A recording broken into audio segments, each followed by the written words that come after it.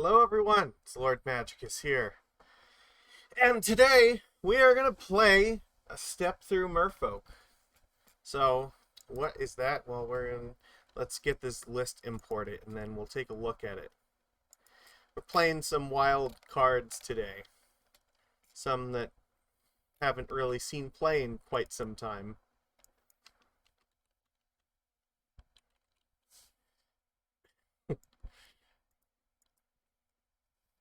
Alright, here we go. Let's take a look at our deck list.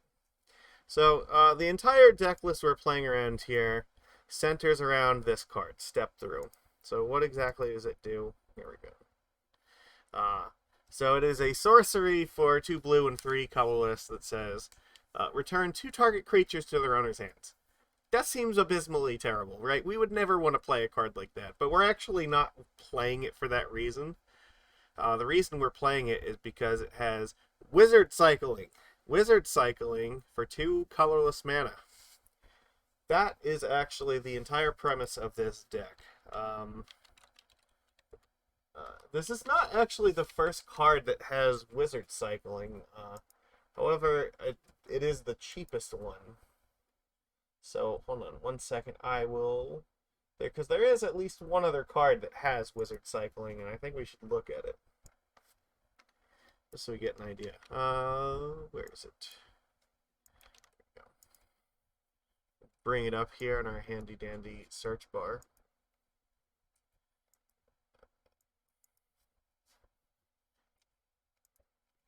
So there we go. Make this bigger.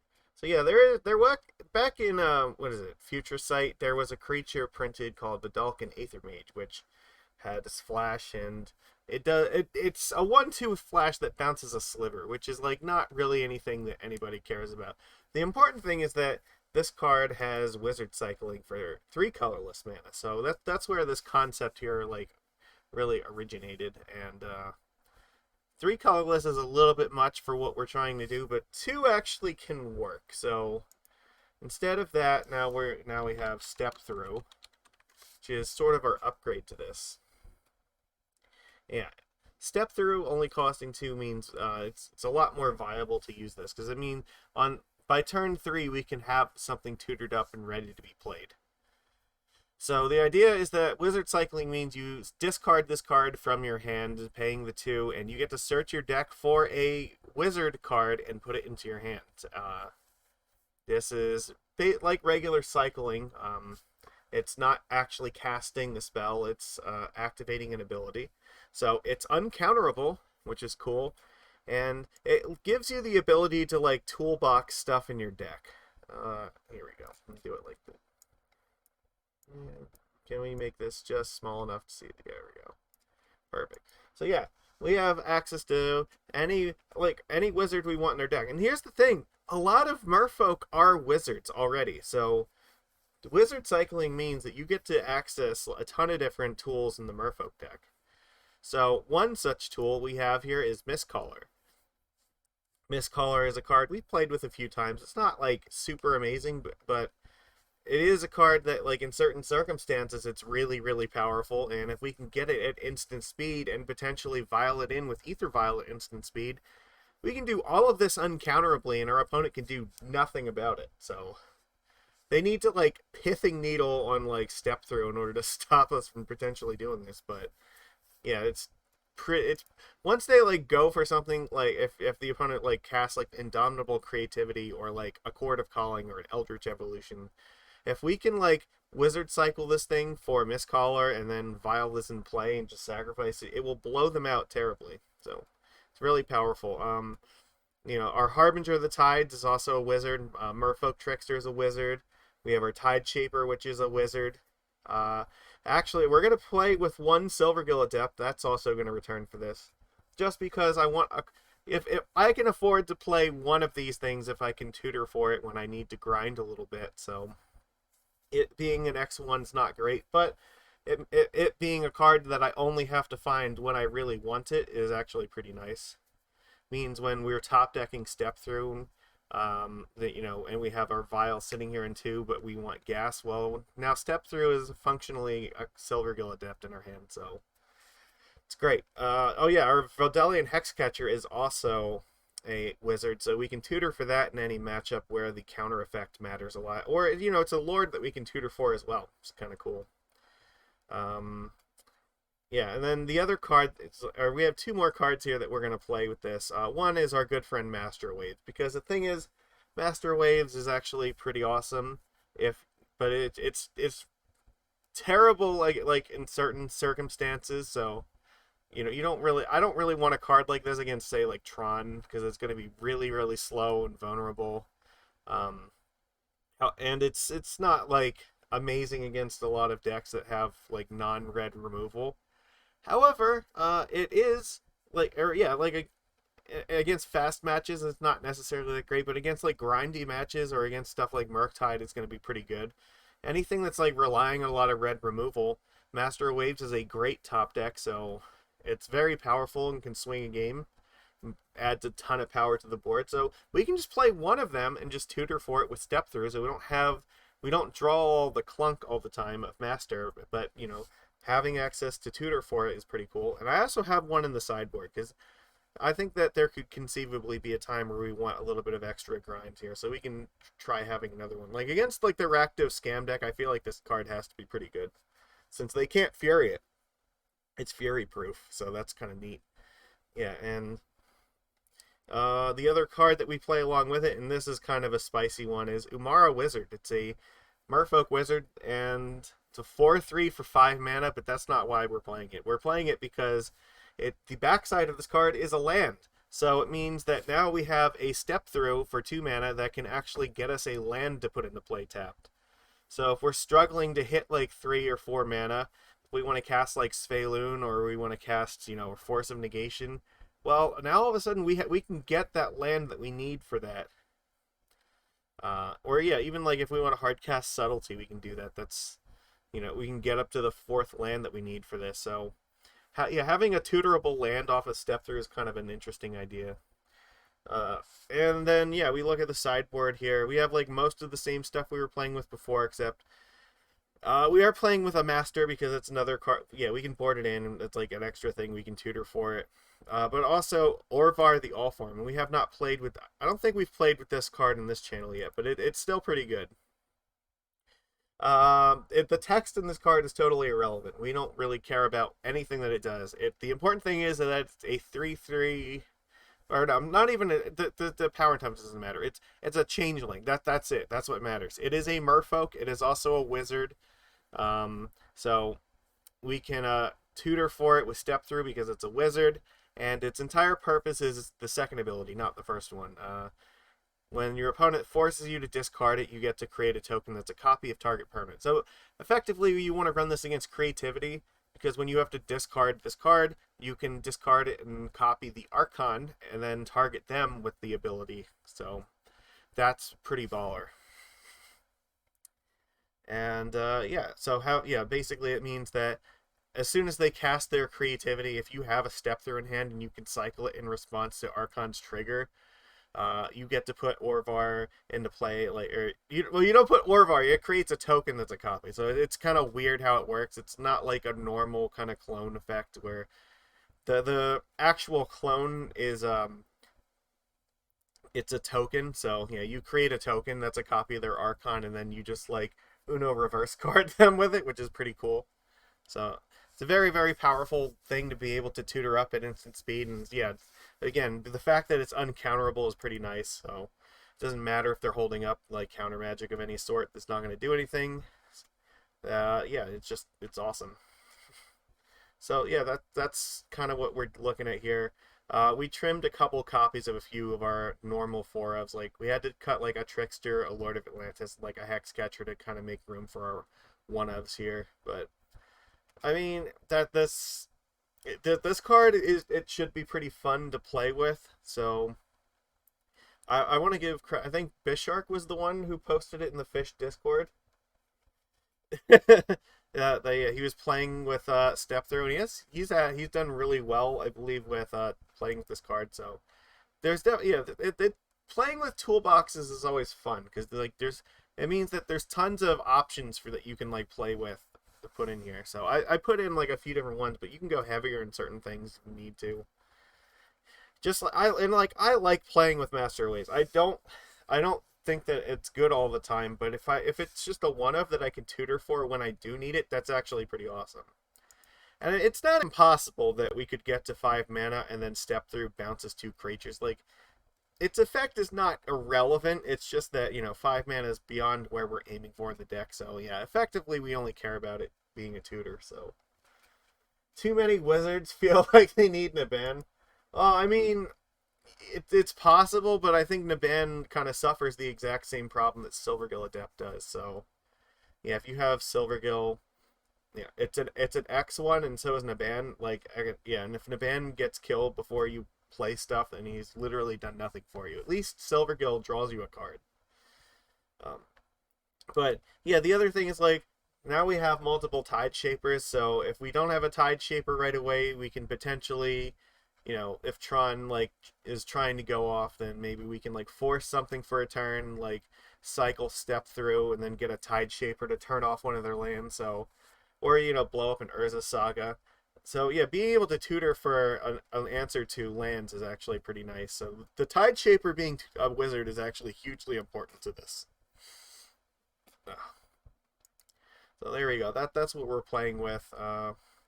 I don't know if it's gonna be like better than regular Merfolk, but I think that it's gonna be fun to play with it, and that's why we're doing it. So we're playing with our wizard fishes today.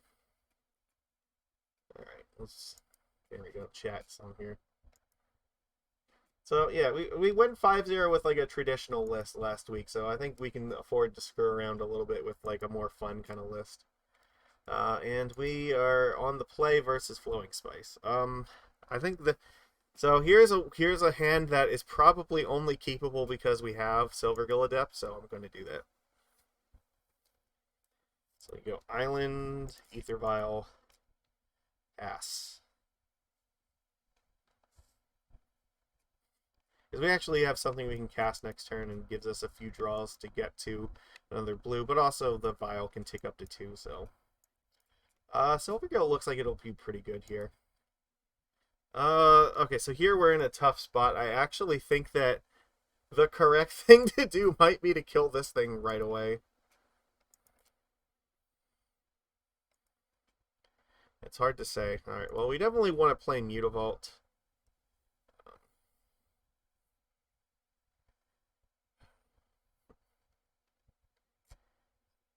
I think that we're supposed to dismember this while they're tapped out.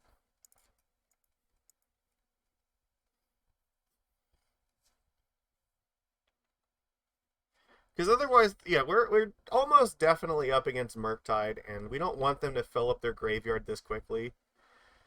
Whereas, like, yeah, if we just play Guild, then they're just going to unload their hand of, like, cantrips and removal and stuff, and, yeah, that's... Alright, like, that's not a big deal. We have Harbinger to deal with that thing. Yeah, imagine they did this and they got to, like, scry, or to surveil with this, too, with the bauble. Like, yeah, this could have been really bad.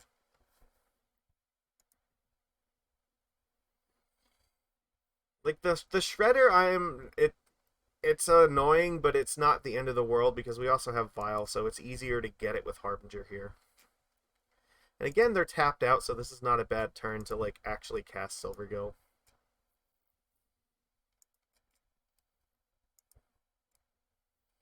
Svyelun's good. I guess we're going to cast Gil, show them Lord of Atlantis. They know that we're going to do it, so... That's pretty good. I might still run out the Lord, just... I don't know, it depends. Maybe if they try to put a counter on, like, Ledger Shredder before they attack, then maybe. But, okay. Expressive Iteration. Actually, this is not a bad time to do this, because they're, like, tapped out here, so... They're probably going to get a land and then play another spell and make this thing bigger, so... Actually, what we want to do, if we do hit this Ledger Shredder right now, then they're not going to get the value off of this iteration as much. So, no Connive triggers for them this turn. And this also just sets us up to make a huge attack next turn.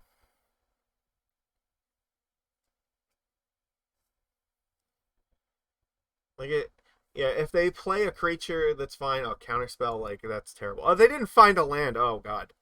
So now we can just dump Lord of Atlantis in here and then just, like, actually just murder them. Oh, that is awesome. Okay. All right. So this is actually, we might be in a situation where we may consider taking Vial up to get the Master of Waves.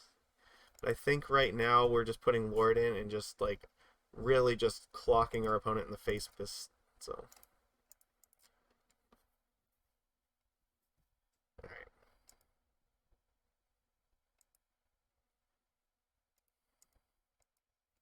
And I don't think this Shredder can ever realistically attack because yeah, Harbinger is just a huge threat. And if for some reason they like actually tap out here, then they just die. So if they tap out, we just Violin Lord and they're dead.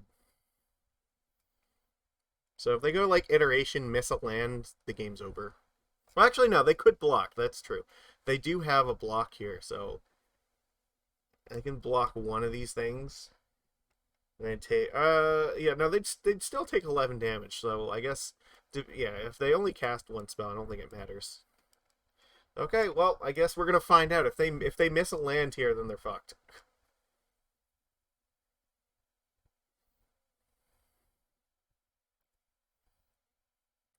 We also have lines like, okay, Steam Vents is probably not the one that I want to use right now, because now they're like still dead anyway.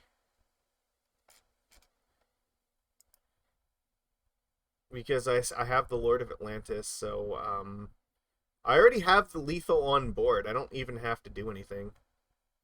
But like I was gonna say, we have the option to like cycle step through and like get Trickster, tap this thing down. Like that was potentially a thing we could do.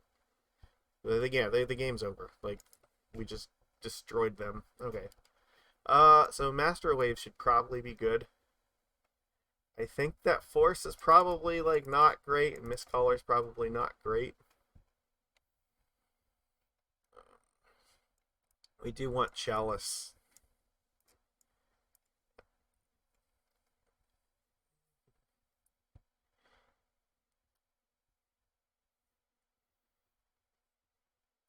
I think most of these cards are fine. I can just cut one of these. Like that's gonna be okay. It's like yeah, we're up a game. Like this is a pretty good matchup for us. So it's hard to see how this goes wrong. Not impossible, but it could. They mulled to 6. It's kind of a mid hand, to be honest. I don't really do anything on 1.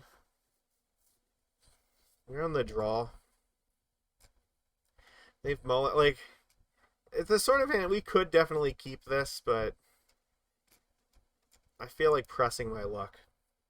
This was definitely not really better, but I guess we put Island in the bottom. Just in case they, like, have an answer to Svyelun. Alright. Well, they mulled to 5, so we're not going to get, like, too punished for this. And it is also conceivably possible if we draw lands, we can at least cast the Wizard. Alright. Delta means they might just have removal. Oh, fuck. This is not exactly what I wanted to see here. Alright. Well,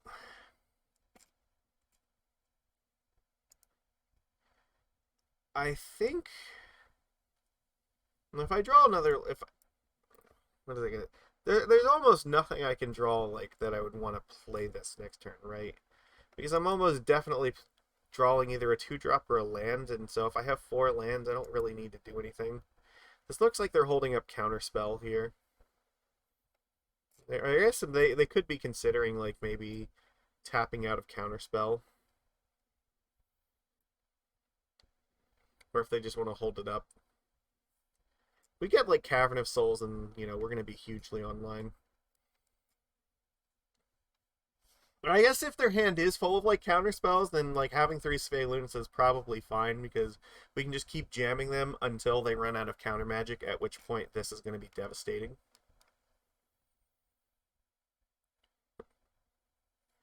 But I think if I don't draw a 4th land, then Umara Wizard might become land number 4 just in case we top deck Master of Waves.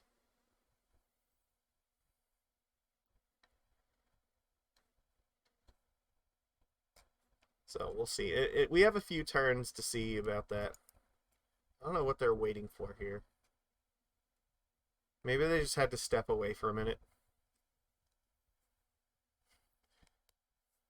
Cat could be on fire, running through the house like now, looking for the fire extinguisher or something. Who knows? Like Nikachu's brother likes to say, like, "Oh, what if they have a heart attack?" I don't want my opponent to die. Like, that'd be terrible. It's like, you never know what's going on. So, like, I don't know. Maybe there's somebody at the door. Oh, they disconnected. That's bad. All right. Well. All right. Well, we are sitting here waiting for our opponent to reconnect. So, like, not like amazingly thrilled with this hand, but it's not nothing. I think if I... All right. So I have to think about this a little bit. If I don't draw a 2-drop to play, do I play the Mutavault? I might want to because of Ragavan, but at the same time, if they dash a Ragavan into a Mutavault, it is 99% because they have like a Bolt or an Unholy Heat to kill the Mutavault. And I would definitely prefer to get Svyelun in play, so there's not really any other reason I can envision for wanting the Mutavault next turn, so it's probably in my best interest to just play Islands regardless of what I draw, unless it's like Cavern of Souls. Well, even then, like if it's Cavern of Souls, I don't really have anything to play with it right now. But I might. All right, so I might want to play the Mutavault if I draw Cavern of Souls, because I don't want them to know the Svyelun would be uncounterable. So that would probably be an instance where Mutavault gets played. Because on turn 3, I would want Island Cavern Muta. They also then might... There is some possibility that they might have like Blood Moon or something, and they don't know that we have a second island, so maybe that would entice them to rely on Blood Moon. These are the sorts of things that run through my head, you know, when I have a moment just staring at the game state. It's like thinking about it, it's like, okay, if I... Depending on what I draw, like, what do I want to do with my hand? So when we get to that point, it's like I already have a plan of action. The sequencing matters a lot sometimes, so...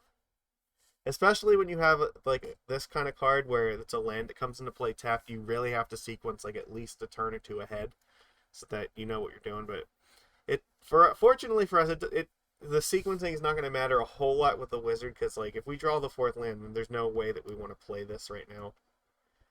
But even on 3 here, like, I would only play this, like, if we play Svyelun and then untap and then don't draw the 4th land, then maybe I would play it just because subsequently we have 2 Masters in the deck, so that actually matters. There's also the one of Silvergill Adept where we might need to get to a 5th land in order to deploy. Or, you know, getting to 5 mana for Step Through is also possible. Like, imagine bouncing, like, 2 Murktides or something. Uh-oh. Yeah, well, this is not good for our opponent. They've lost connection and have not yet come back, and it's been a few minutes already. I think they have, like, what is it, 2 more minutes or something?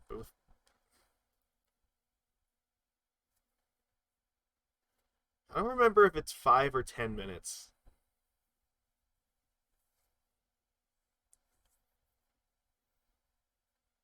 I don't think it's me, right?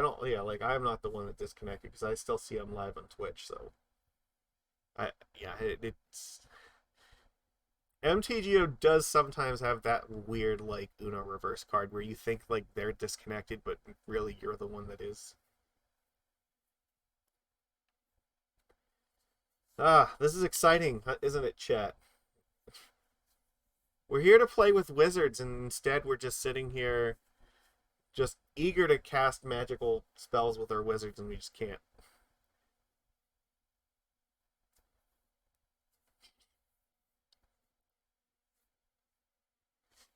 I don't usually like prefer to win games on time, or especially like not to disconnection issues. So, but it's beyond my control. So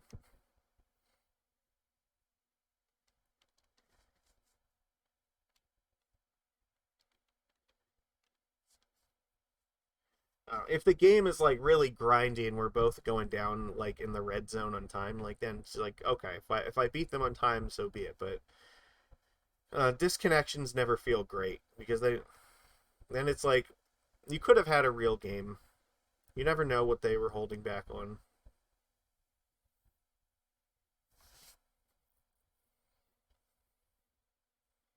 This game has more filler than Naruto.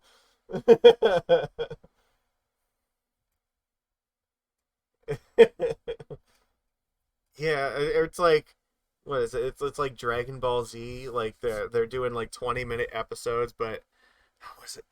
They had to like put a whole bunch of filler into it because the manga I think that they were trying to do make the animate the material from, if I recall, wasn't like far or wasn't really that much further beyond like where they were animating it. So yeah, they had like it was something weird like there were the amount of time like they had to make sure they weren't like going too quickly or they were gonna run out of stuff. Stuff like that happens. I don't know.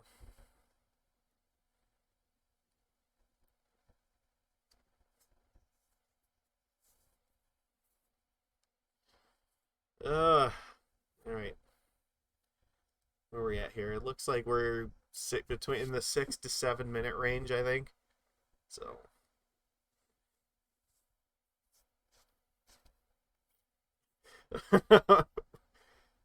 I didn't think this was how game two was gonna go.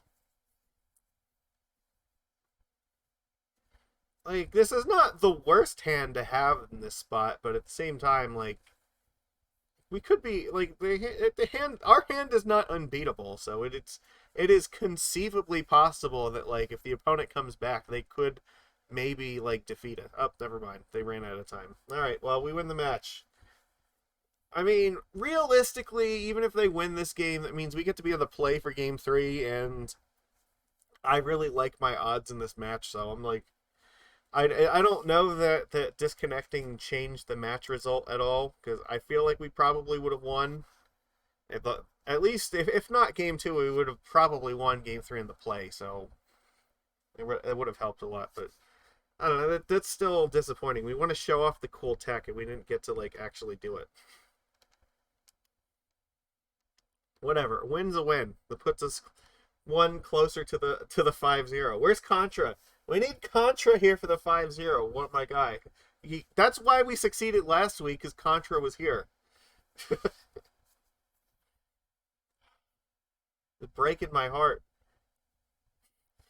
No, it's entirely my fault because my streaming schedule is whenever the fuck I have time to do it. So yesterday I was busy filming stuff for Drunken Peasant's private show, so did not realistically have time or energy to stream after that.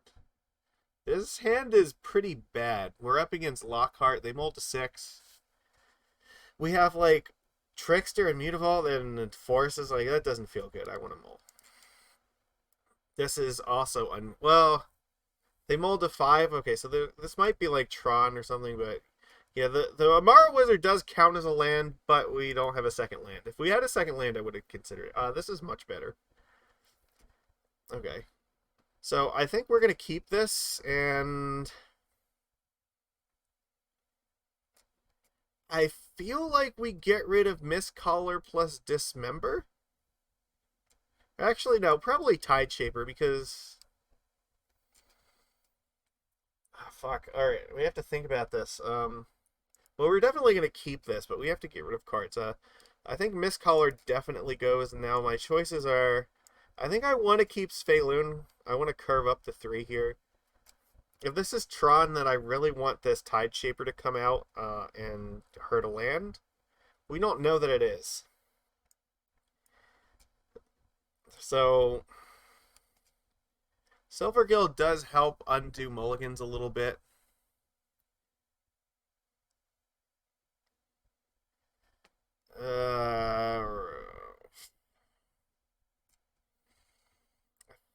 I might regret it, but I'm gonna put Dismember in the bottom. It's in the blind. We're just trying to guess.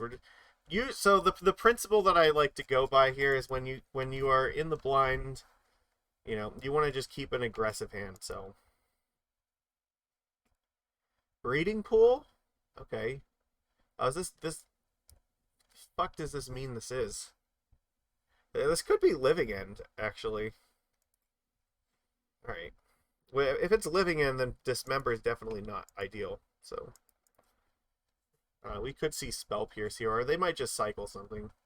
Otherworldly Gaze. Okay, this looks like Living End, I think.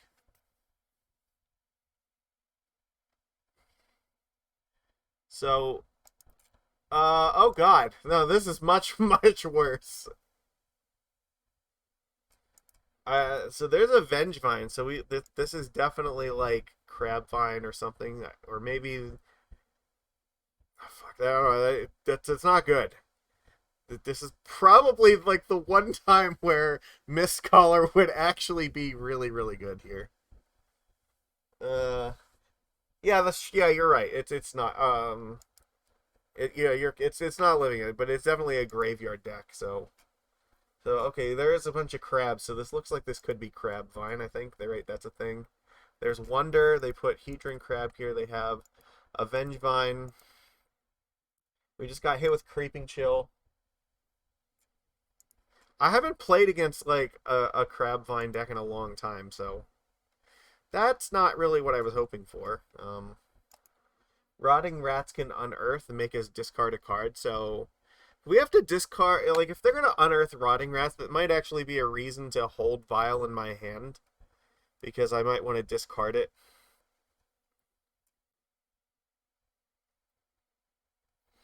And I'm probably just vialing out this Tide Shaper this turn.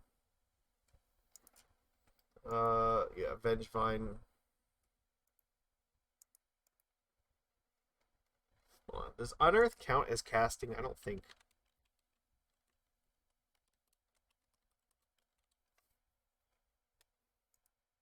I want to actually check, because I don't think it counts as casting.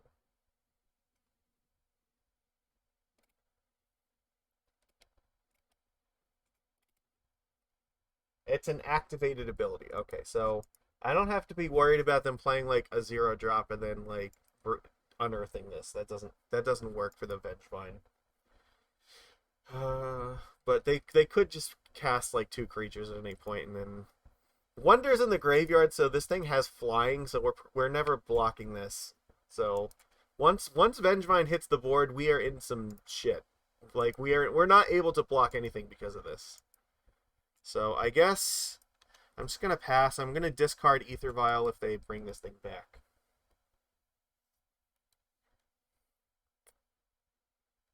Nope, they're just gonna gaze again.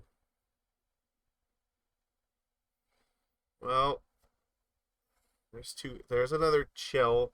There's a Narcomoeba. The Narcomoeba is not the biggest deal in the world. They did that in their upkeep so they could fix their draw. So I think, yeah, we're just we're putting Tide Shaper into play here. So we have to get something going.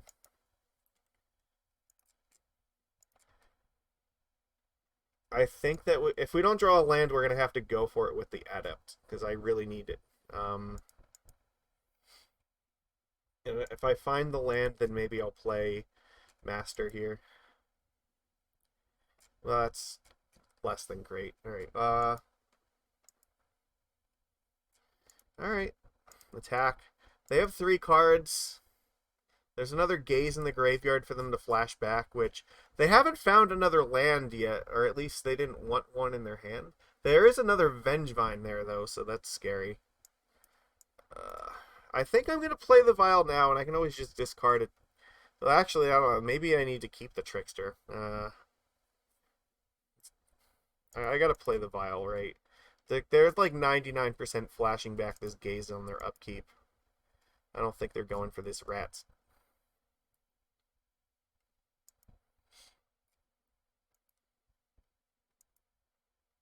What's going on, monster?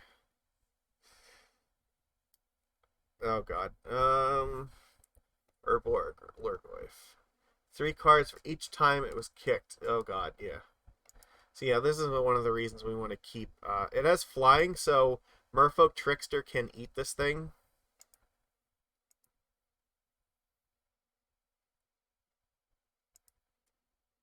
We are in match 2. We won versus Izzet, Murktide. We won the first game, and then they disconnected for game 2. So this is match 2. So we want to tick this one up, and this one has to stay on 2.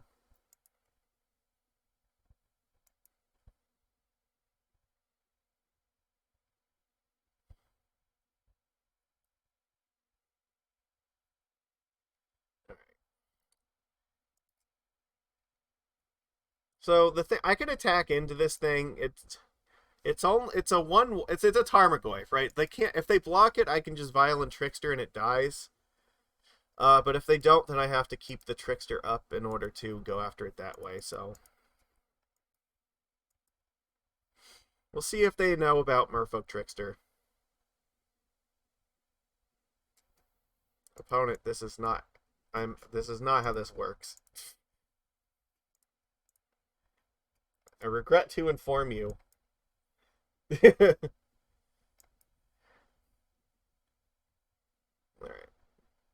But we're still in danger, because at any point, if they can cast 2 creatures, they have 2 Vengevines that are going to be hasty flying creatures, so it's scary. If they're just casting another one of these, that's not a problem. It's... They had to have just, like, drawn this, right? So...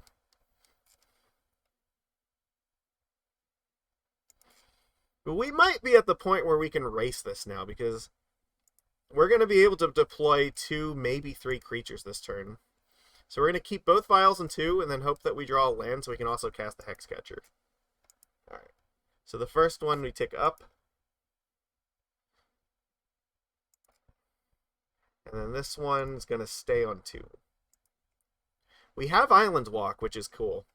That's also pretty awesome. So I think right now we attack them for 9 and then hold up like either Trickster or Hexcatcher and then just kill them.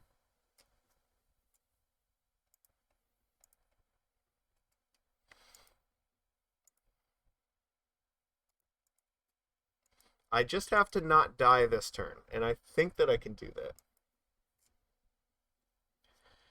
Yeah, because if all they do is attack with this, then they can't win. They're actually just dead to that. So we'll see what they do here. Like, it's also tempting. Like, we're at 12. Like, they're only attacking for 10. I guess it's possible they could have Creeping Chill. So we have to. Yeah, we're gonna use one of these 2. We just don't know which one yet. But I don't know if they like flashback otherworldly gaze. Like, it's not impossible for us to want to do this. That's a crab. Okay. This is I think where they're playing like Crab Vine here, so I've never like seen I've never played against this Lurgoyf guy, but this is the first time for me. This is like a new iteration of like an old modern deck. All right. They have the they don't have a zombie for the Gravecrawler, so I guess I like let it attack, right? Because I can just eat it with Trickster.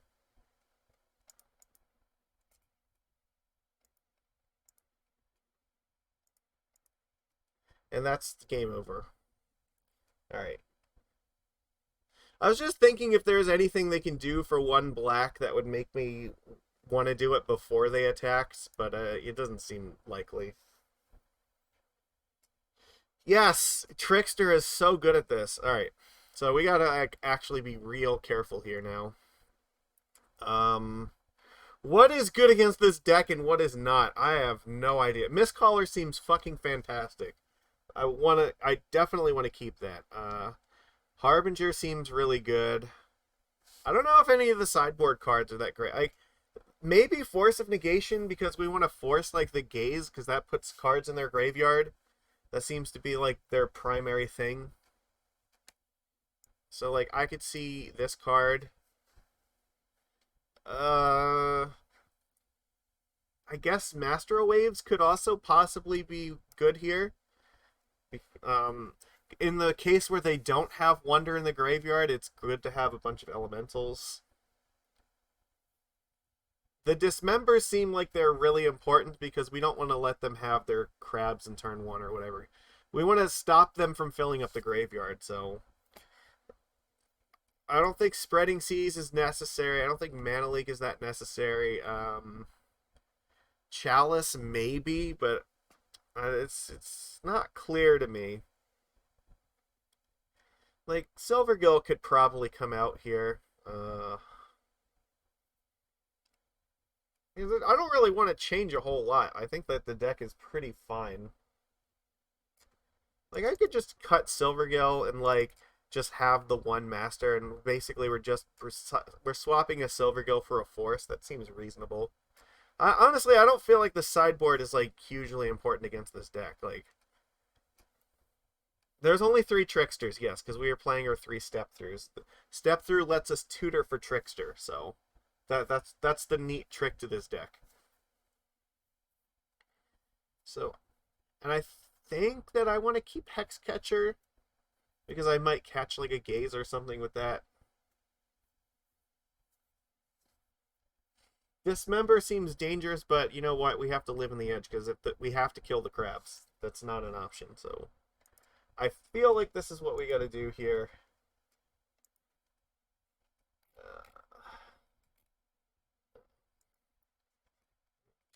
I don't know.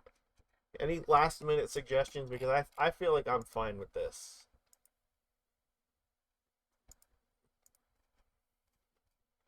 Yeah, I don't want to cut the land. That's... See, like, this is less than ideal. We only have 1 land, so I don't think we can keep this. It's tempting because we have Dismember and Force, so basically anything they do on turn 1 we can deal with, but I don't think that with 1 land it's okay. This is a much easier keep. We can keep this. I guess we just have to bottom an island and just hope that we draw stuff, so... It's not, like, a great hand by any means, but it's fine, so... Okay, island, which means they're probably going to gaze on my turn. Why would you do this? Do it on my turn and play around the Force of Negation, my guy. Like, I could force this easily. There's no downside for you to do it on my upkeep, because I still wouldn't have any mana, but at least I couldn't force it. So they have a Vengevine in the graveyard, alright. Come on, Aether Vial. Tidekeeper's actually okay, because that gives us an extra card to, like, put in here with Hexcatcher. It's also a clock, which the clock probably matters.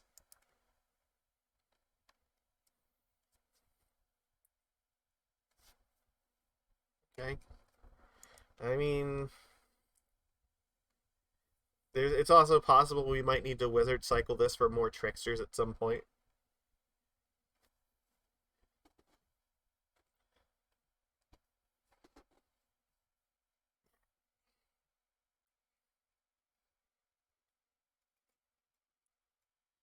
I can't do anything about that. Yeah, Harbinger and Vengevine is fine. It's not, like, ideal, but you do what you gotta do. Oh, they put explosives in the graveyard. Okay. We got nailed with a Creeping Chill, which is whatever.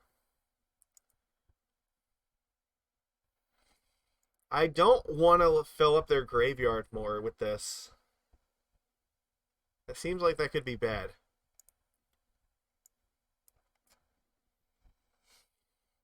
It's so rough to, like, I really don't want to burn a Trickster in this thing just so they don't mill 3 cards.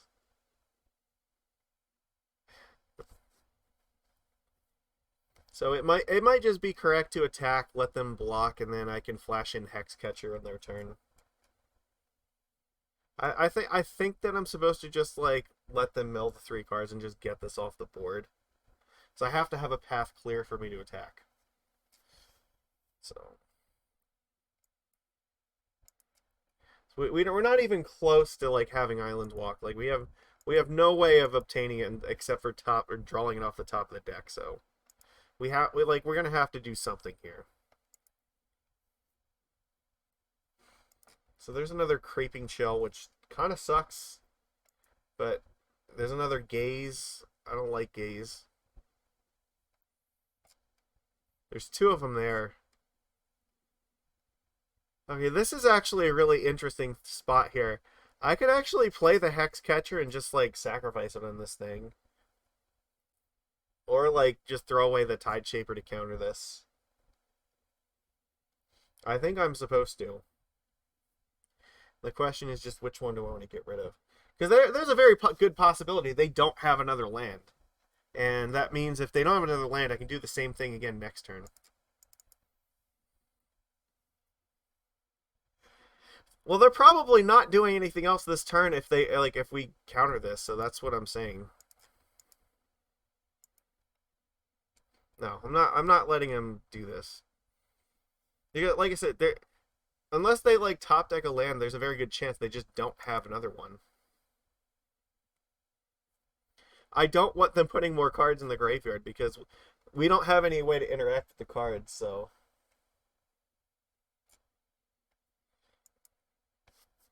oh, I don't like the thing is I don't want them finding like more Vengevines here or like finding creatures to put on top of their deck.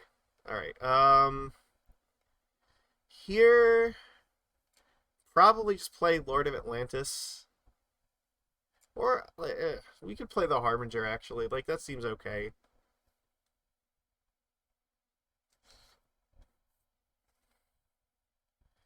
Let's see. Do I want to save Harbinger or do I want to save this? We do need creatures to attack and win. That's true. I think I'm gonna play the Lord now because then if like Vengevine comes into play, we can at least Harbinger it back. All right, what are we doing with this Delta?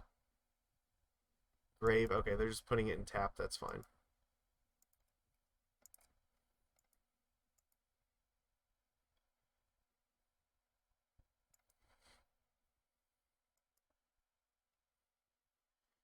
This means also I can at least attack with this next turn no matter what happens. So they're going to flashback Gaze again.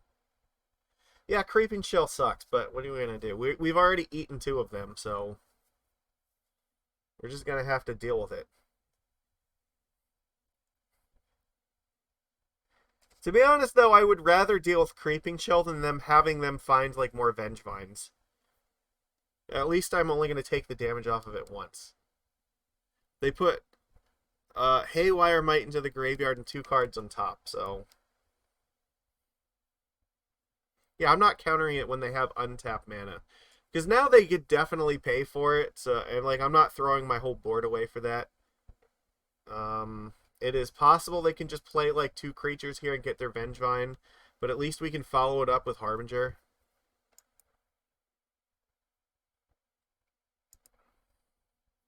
Sure. Like, we take the 4 damage off of this and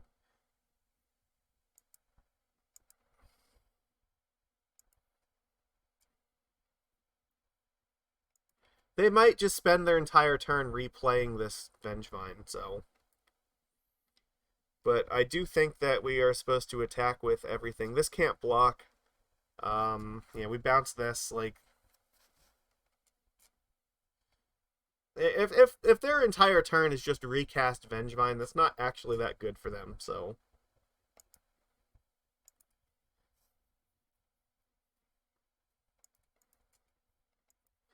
And it means that they're not doing anything else.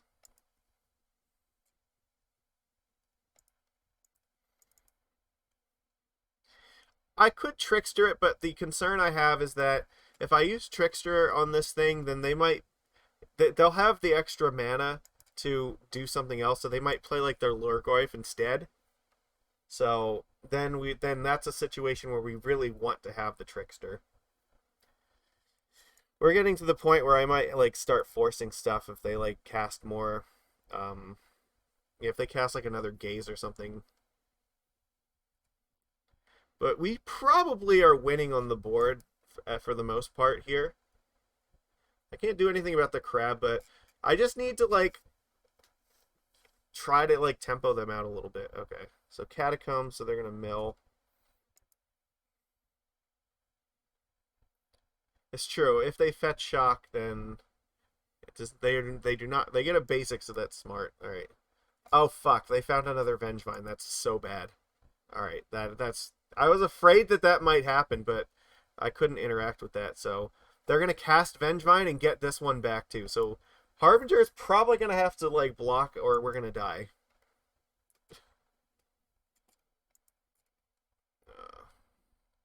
Yeah, these three. This is smart. They should attack with this. Let's see. Harbinger's a 4. I guess right now, like, if we draw a Lord, this is only 5, 4, and 3. Yeah, so yeah, it's not quite enough. Um,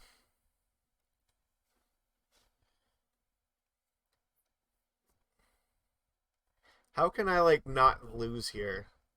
Next turn, I can, like, Trickster one and block another one. This is game 2. We won game 1, so yeah. I think in all the lines I have to block. Like, if I go to 1, then I'm just dead here, right? So I think Harbinger has to block one of these, and, like, I continue to attack them. No, if I block the Crawler, I go to 1, and then I'm guaranteed dead. Like, I can't kill them. So yeah, because that's 9 damage coming across. So if I, at least if I block this, then I'm taking. This is not. It's not, like, much better. I can block one. I can block here. You know, take 7. I go to 3, which means I can at least eat a Gravecrawler hit. Maybe have to leave this back too.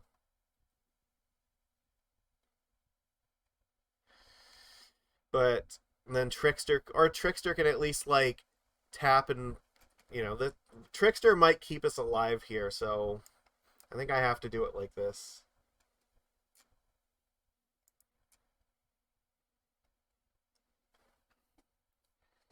They have 1 card in hand, so it depends on what their last card is. Alright, well, that's not unreasonable. Still not great. Alright, so they might be able to play 2... No, I don't think they can play 2 creatures. It's extremely unlikely, so I don't think we're calculating with this Vengevine in mind. I think what's going to happen is we're going to tap this thing with Trickster, and then we're going to, like, block the Haywire Might, and then probably take 2. That's the plan.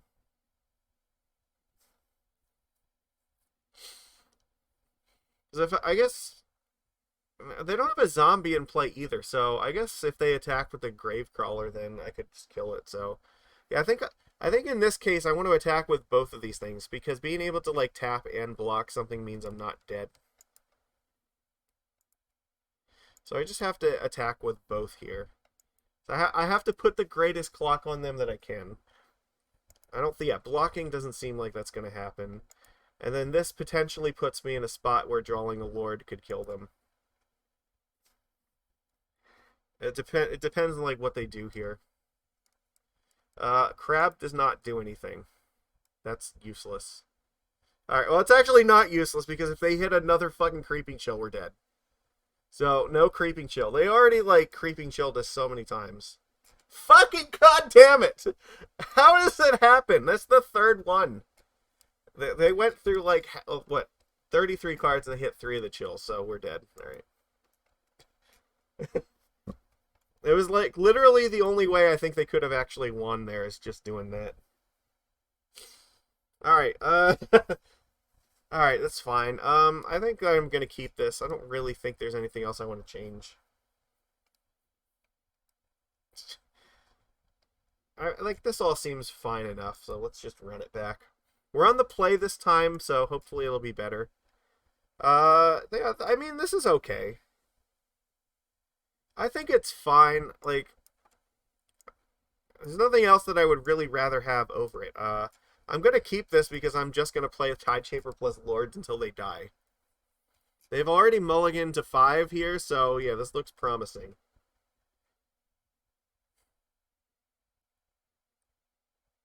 And their deck really can't operate without an island in play, so it's not really possible for them to play the game and not give us Island Walk. We're just trying to aggro them. They're probably either Gravecrawler or Gaze, right? I guess it could be Stitcher. Stitcher's probably the best play they have this turn. Or Crab. Crab, no, okay. Gaze is... I guess Gaze is okay. Like... But it means we get to start clocking them fast. So they have a Gravecrawler in the graveyard, so if they find another one, they can start casting them. Alright, well, Godspeed.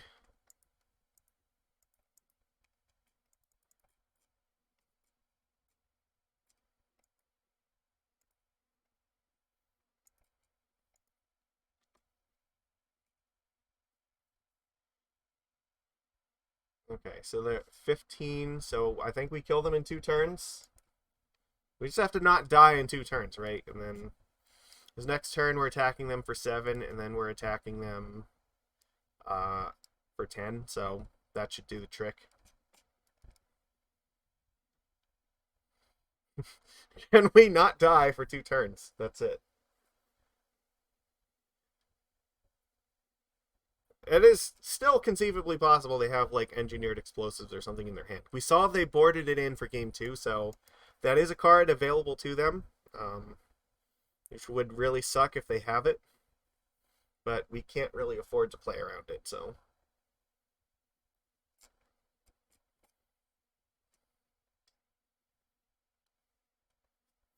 If they just play the Tarmogoyf guy, like, that doesn't matter. Oh, fuck, there's an EE. Okay. Well, I guess now if we draw a land, I'm probably jamming Svyelun instead.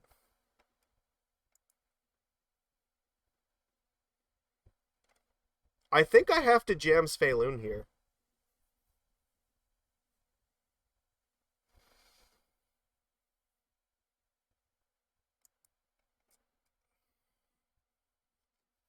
Right? Yeah, I think we play Svyelun, like, just attack them for 5 here. And, like, even if they kill the Master, it's not going to matter a whole lot.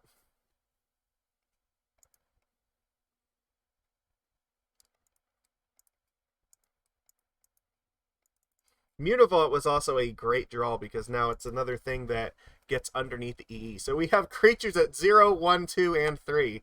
They literally only kill one thing. And the beautiful thing is, I think they have to use it. Like, we're going to kill them if they don't. Because we have lethal on the board otherwise. So this, yeah, the best they can do is go 2, 2, and 3 so that they don't die.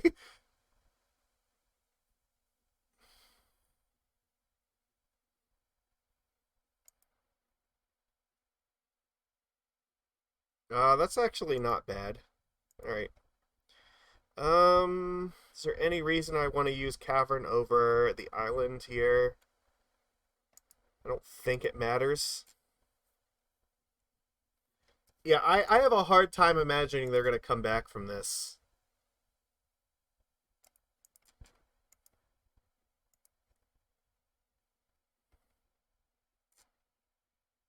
I guess I would play the wizard here anyway, just so that next turn I can attack with Muta and play the master. Oh, fuck me.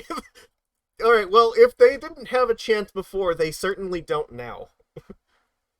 Because now we get to play the Mistcaller in the game. Yeah, like, the game is just over.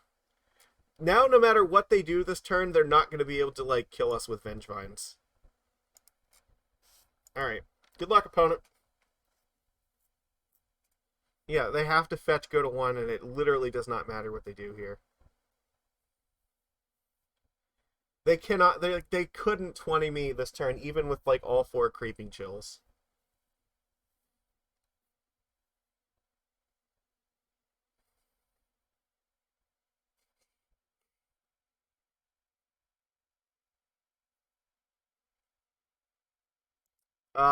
Sure. Good job, opponent. You did it. You did the thing. We win the game. All right. Good games, opponent. Flawless victory indeed. There we go. We beat that deck without actually using any sort of graveyard hate. So, like, yeah, that shows like how powerful this deck is now. We don't even need like Relic of Progenitus to like beat these kind of decks anymore because we can actually just like we have enough actual like aggro to just kill them. It's pretty great. It's a little bit harder when we don't have the free island walk with like a Dredge, for instance. But yeah, them having islands in their deck just makes it a lot better for us. Hey, you know what? You are allowed to take over the chat if you want, but if you have to go to sleep, that's cool too. Thank you for being here. Appreciate it. I love chat. Chat makes this all worth doing. So if you, I don't like you guys can like talk about whatever the hell you want in chat, and it's fine. Oh yeah, it's like 2 in the morning. Yeah, no, f that. Go get some sleep. That's late.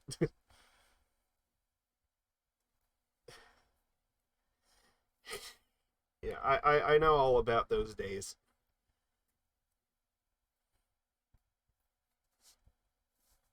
There we go. That's a good start to this league. Still not really getting to showcase the power of step through though. I mean, and we had the one of Mistcaller in the match, but it didn't actually do anything for us. So we didn't need it to win the game.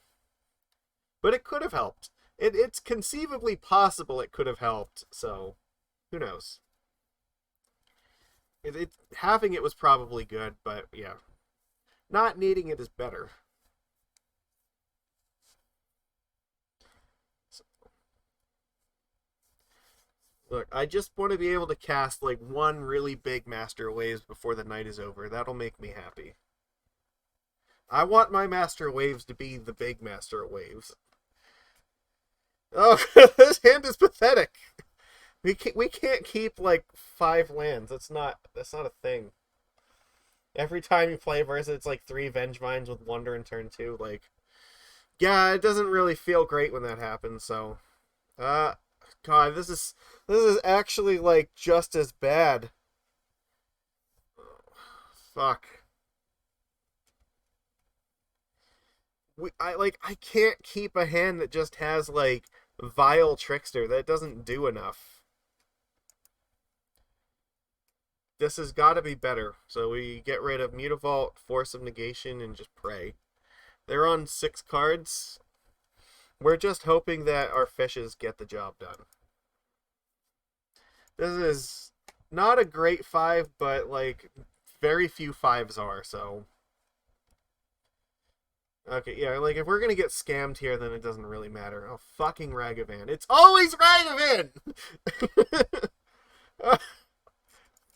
Justice in the world. Get out of here. I hate you so much, you stupid monkey.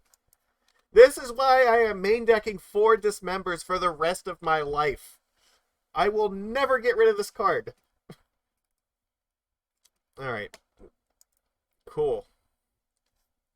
Alright. This definitely screams removal, so I don't really need to play anything right now. I could just flash in the Trickster.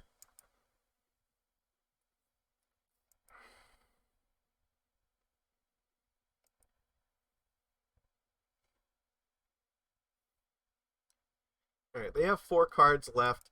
Like, this feels like it's probably scam, so, like, maybe they're holding on to a Fury or something. We might see, like, Seasoned Pyro. I want to at least wait and hopefully not get my entire asshole destroyed by, like, Fury. Alright, let's play a Trickster. See how long this lives for. And then, if it does combat damage, we might change our mind here.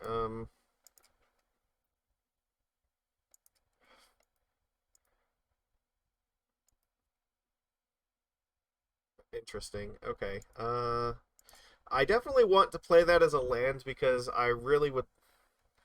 Yeah, I'd like to be able to play like both lords. If I play the Harbinger, there's like a 99% chance that Fury's just gonna eat them both.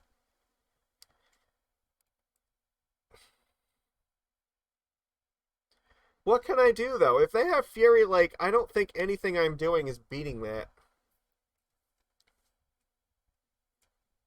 God, this is so bad. I'm gonna cast it. I'm gonna cast it and pray. That's my plan. Like I feel it in my bones that it's coming, but I don't have a better plan. So there it is. Evoke, and they're gonna like bring it back. Of course. Well, they had Terminate in their hand anyway, so it's like they definitely could have just killed this thing if they wanted to. So the question is, are they gonna bring it back with a thing? Which you know they will. Okay, Feign Death. Here it comes. It's gonna come back as a 4/4 and just kill off nothing else. So yeah, I mean, it was inevitably gonna happen. So what are we gonna do? Like the best we can hope for is that they can't do it again, and we can just play like two lords. Or sometimes life is good. Okay, what do you think the odds are that they have another Feign Death? I'm gonna wait till their upkeep to dismember this thing to see if they like tap out for a Terminate or something. Alright. Yes! Sometimes there is justice in the world. They didn't have another one. Alright.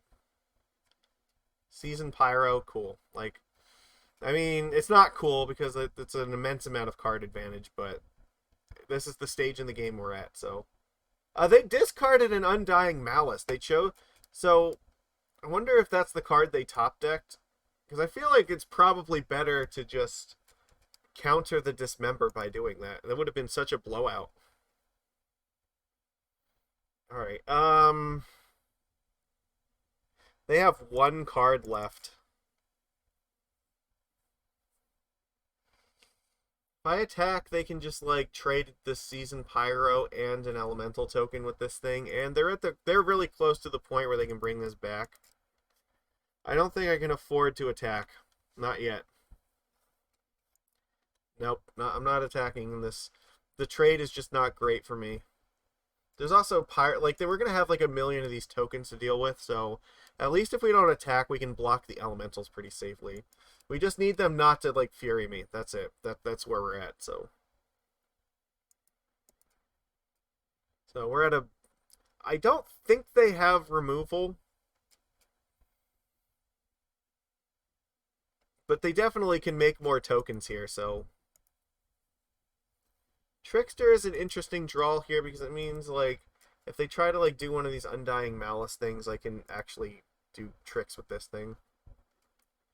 I kind of need like a Tide Shaper, but the Tide Shaper is super vulnerable, so I like, or maybe Svyelun would be better, possible.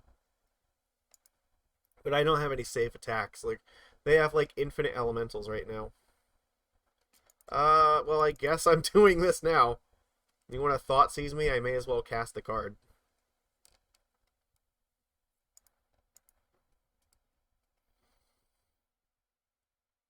Alright. Lightning Bolt, sure. This probably means that, well, okay, they only have 3 mana here, so Fury is not, 3 mana and 1 card means Fury is not online this turn. It was a land, okay, so that's great. Means if we draw like a Lord, we can actually pretty safely attack here. Otherwise, the Trickster can just attack by itself. This would have also been an excellent spot to top deck a fucking Master of Waves. Like, even a step through here would actually be pretty awesome. Alright, well, I can attack with the Trickster because there's nothing they can do about it. Like, they have no cards. They can block it with a token if they want. Why? They just took the damage. That's surprising. That is really surprising. Alright. Yeah, drawing Master of Waves off the top would be absolutely fantastic. They're going to Castle Lochthwain here. Are they looking? Maybe they drew like a Fury or something, and they would just want to find like a red card for it. possible. Because I guess maybe they drew a land, but I feel like if they drew a land, they'd probably play it first. Okay, it's a Ragavan. Thinking about dashing it, potentially. Nope. They didn't. So what does this mean? They have, like, removal or something? Come on, Master of Waves. That's not really doing anything here. But we have to cast it, because if we don't cast it, we don't get to do anything. This card is not useless in this match, though, because it does turn off, like, the Feign Deaths. I think we just have to sit back here and, we can't attack.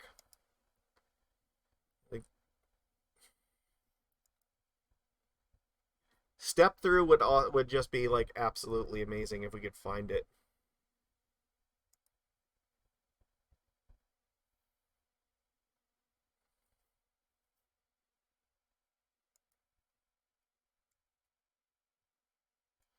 Alright, that's awesome. Svyelun is definitely a mirror breaker here. Because now I can start attacking with Svyelun and drawing cards every turn.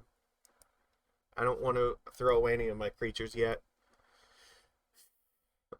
They have to be careful about drawing cards with this thing, because they're going to make some elementals. That's fine. So we're really, really close to, like, actually turning this around to victory.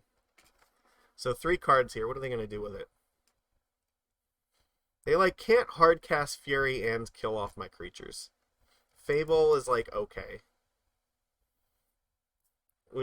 This is really the turn where I need something to happen. Like, a Tide Shaper would be pretty awesome, because Island Walk will just kill them. I think I gotta go for it.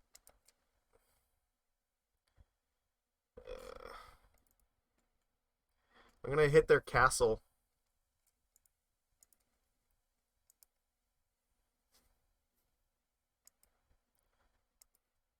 And I think we send in Svyelun and the Mistcaller. This seems like the safest thing to do here. Or actually, no, we should send in the Trickster. Because that, yeah, no matter what they block with, then the thing will die. Yes! Oh my god, we scammed! Scam! Amazing! Fuck, that was amazing. So close. Okay.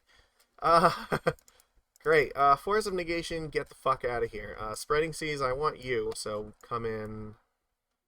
What else is a thing here?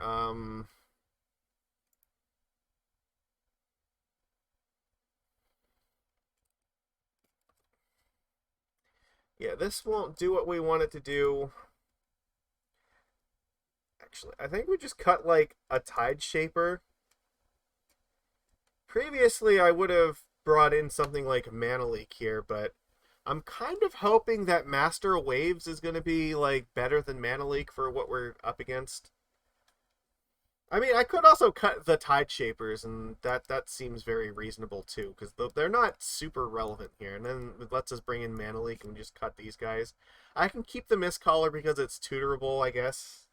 It does a thing sometimes.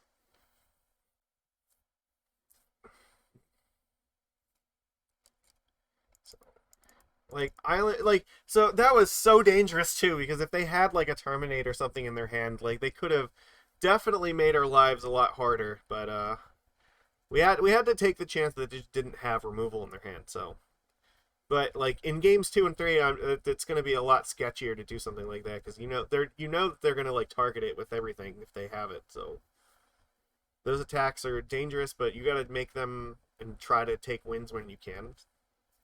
I feel like this is probably fine. I mean, Step Through is also, like, not a bad late game card to just, like, cast for 5 mana either, so there is that. I guess we do it like this. Okay. We're up a game on the draw against, Scam here. I guess I have to keep this, like, this, so here's the, like, it's so bad if they have, like, Ragavan on turn 1, but I think I still have to try. Because if they don't, if they have like anything other than Ragavan, like this is a very, very fine hand to keep. So it's gonna suck if that happens, but what are you gonna do? Thoughtseize, go ahead. They'll probably take a Svyelun. That would be my choice here. This is like the most dangerous card against them because it's our card advantage and it's really hard to kill once we have a board. So they know we're probably not doing anything this turn, so yeah, they don't know about Otawara. So we'll put Otawara over here. So they know about these cards. So they're not doing anything here. That's fine. That means they could have like Terminate in hand. So they don't know about this one. 4 cards. It's probably worth it to play like Lord of Atlantis. I'd rather play the Lord, if they're going to terminate something, I'd rather them kill the Lord that would potentially pump up Merfolk that they steal with Ragavan, so... They might remove this, but whatever. It is what it is. They not have another land, and they don't have removal? What the fuck is going on here? Or are they just waiting for, like... Are they waiting to, like, try to Fury me? Okay. I guess... Alright, so they did nothing before. So I'm thinking that they're probably sitting on like Seasoned Pyromancer and maybe Fable, the Mirror Breaker. They could be holding on to like a Fury or a Grief. I feel like if they had Grief, they would have played Grief and taken this. They might be holding on to a Fury because they want to like get me. If I play the Master, then it means that they can't, Alright, I guess, I don't know, well, let's test the waters here to see what happens. So if I play the Master, Fury only kills one of these things anyway, unless they, like, bring it back, so... I could also just play the Svyelun, but it's not protected just yet, so I think I'd rather play the other Master first. This gives me, like, the most protection against Fury for the moment, but...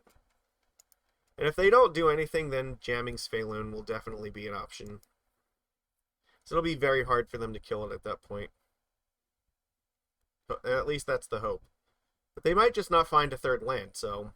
Like, their hand could be extremely clunky not having the third land here.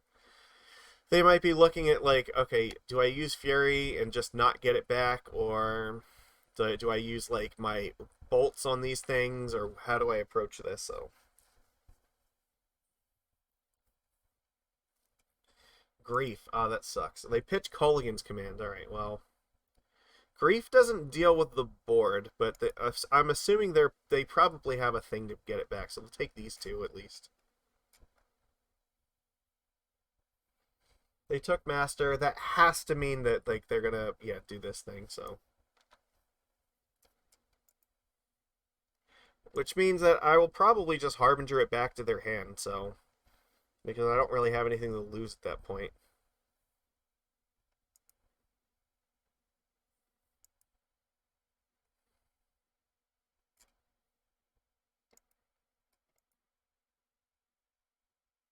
They only have 3 cards here, and they don't really... I don't know, it depends what those 3 cards are, so... Step There's pretty cool. I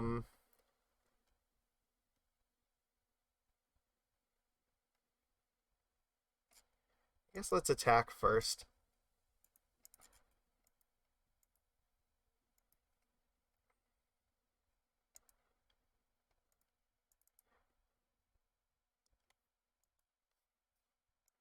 Yeah, like, it's not really great for them to evoke this thing again when we have such a fucking lethal board against them, so...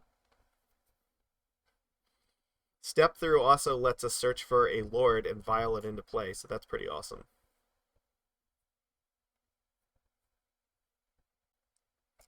But they might just be dead. That's definitely a thing. As soon as this vial hits 2, they are, like, almost definitely screwed. Terminate. Okay, so they do it before the vial hits 2. Which means I can't cycle this thing and get the Hexcatcher just yet, so that's going to happen.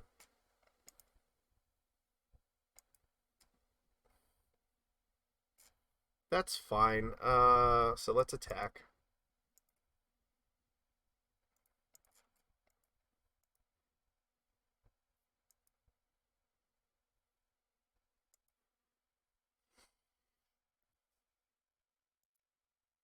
I might want to use the Trickster. I might want to get the extra Lord here. We'll see. They're evoking Grief. I don't think it actually matters what they do here with this thing. They can only take one of these, and like Step Through is equivalent to a Trickster anyway.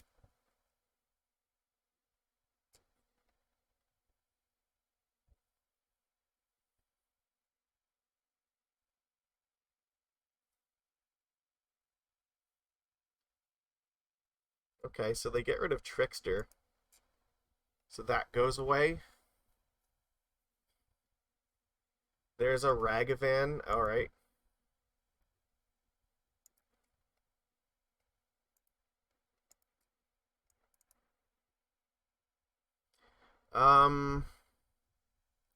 Yeah, I think we're just going to get another Trickster. We win the match! Alright, see, look, Step Through actually did something useful there. It was an extra copy of Trickster when we needed it to be. Wow, beating Scam is pretty awesome. So we're 3-0 in the league! Contra, where are you? You're missing it. Oh my god. This is going great. Okay. I need to take like a 2-minute break. I will be right back.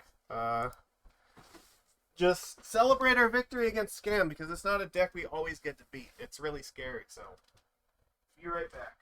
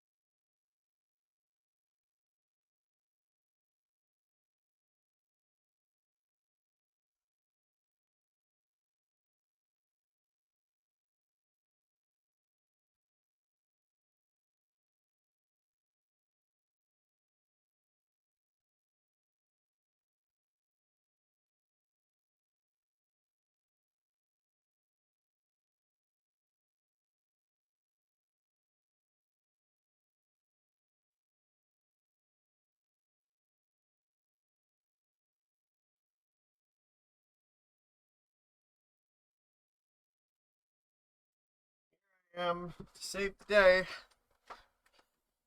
Alright, we're back. There we go.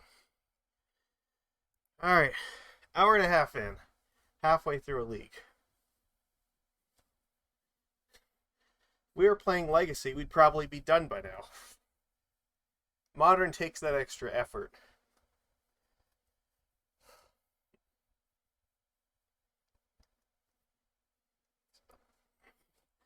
Alright. Let's see where we're at. 3-0 is a great start to any league. Alright. We're on the play. Fuck. This is almost like a good hand, but we have like 2 threats and 5 mana sources. It's not really keepable. This is much better. We just bottom a Step Through and we're cool.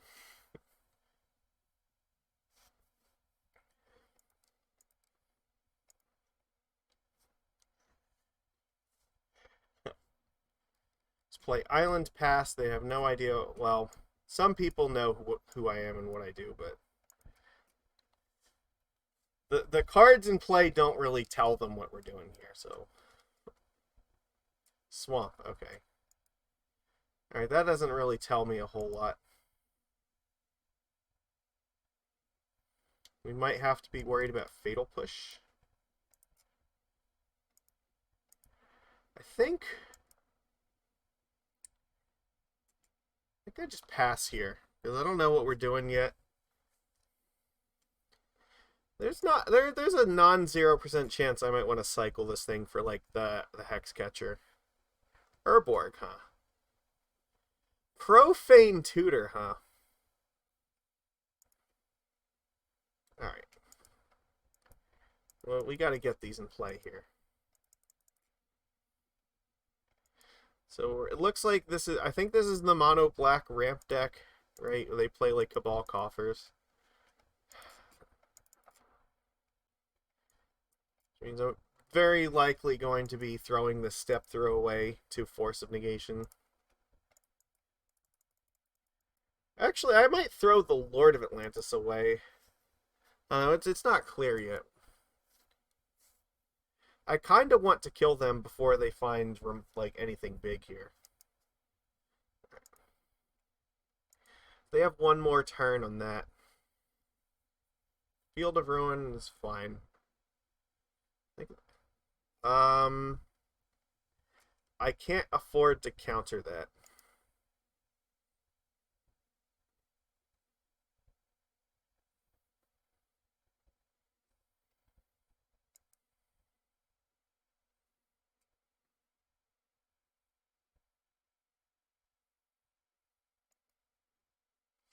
They have lots of cards. Like, this is going to be really tough. So they also have lots of sweepers. Well, that's actually really good. That is a great card to have right now.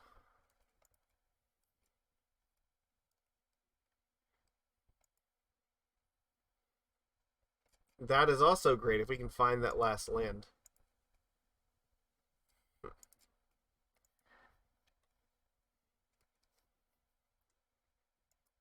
I'm not super confident that we're going to win this game one, though. They have a lot of cards, and they're about to search for... But they might search for Coffers with this thing. That's kind of scary.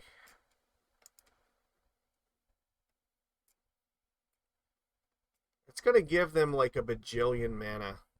Like, I feel like I can't let this thing resolve because it's just going to be too devastating against us if it does.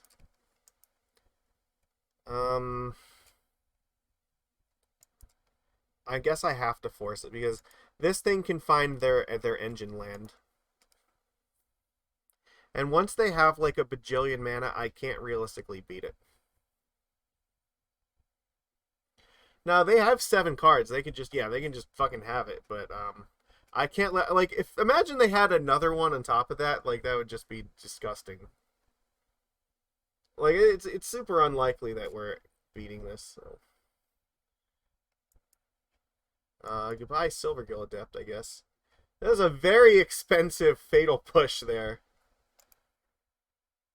I guess we lose 4 life, right? Whatever. That's not the part that concerns me.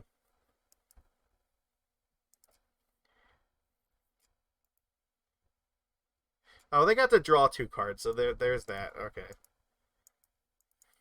All right, you know what? Now that's actually a lot better than I realized. So yeah, we lost 1 card and they got 2 for that. So 5 mana to swing 3 cards is not nothing. Master of Waves is not very good here because it's very hard for us to keep a board big enough for that to matter.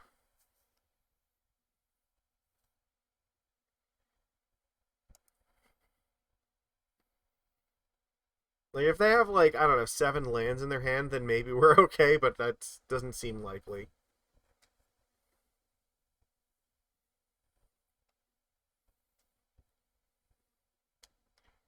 Alright, what are we doing here?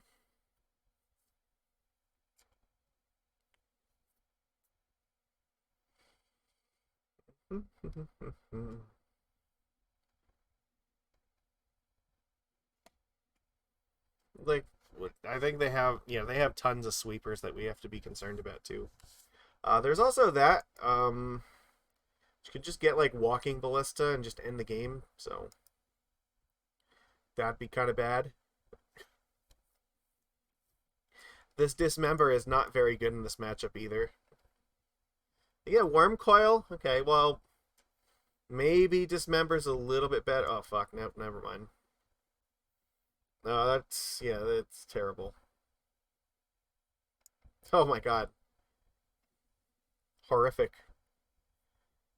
Karn will just be able to get like Ensnaring Bridge, and it's going to be very difficult to beat that too. They have enough mana where they can just start emptying their hands like really quickly. So they got the Worm Coil first because they're not like in any danger of us killing them with no board. So, sure, let's pretend that there's some reasonable possibility that this does something.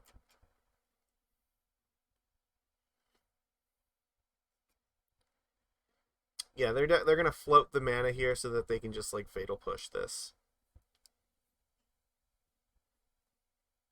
Oh, Cling to Dust? Okay, I think that's fine. I guess then they're really not concerned about this, so. Just hit the Coffers, I guess.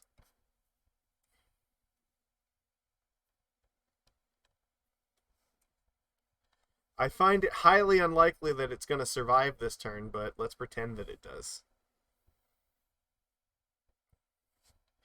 So, good thing to note here, it's actually Urborg and Tideshaper both kind of do the same thing here, so this is a timestamp thing. This makes it a swamp first, and then the last thing that happens is it becomes an island, so it's not a swamp.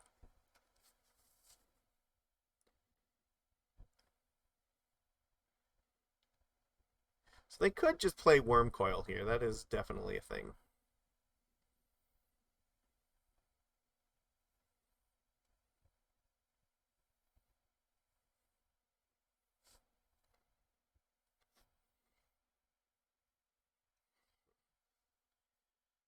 The Dismember like helps a little bit versus Worm Coil, but not really.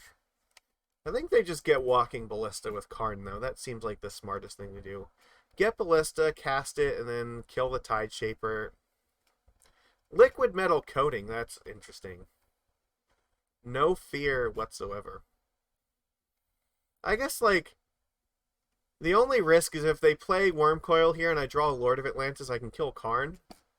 So I don't know that this is exactly what they should do, because then the Liquid Metal Coating is like useless to them.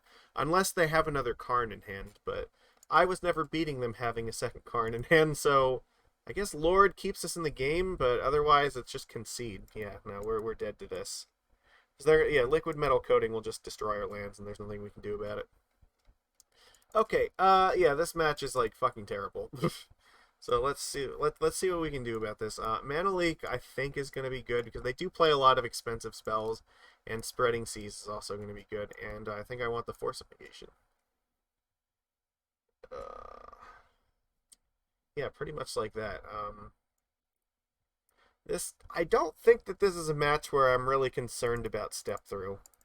Like, I just want to play like literally any creatures at this point. So. Oh, Dismember is also terrible. We can, like, take that out easily. Subtlety seems like it's pretty reasonable. So if they're playing stuff like Karn, then, Subtlety's not bad.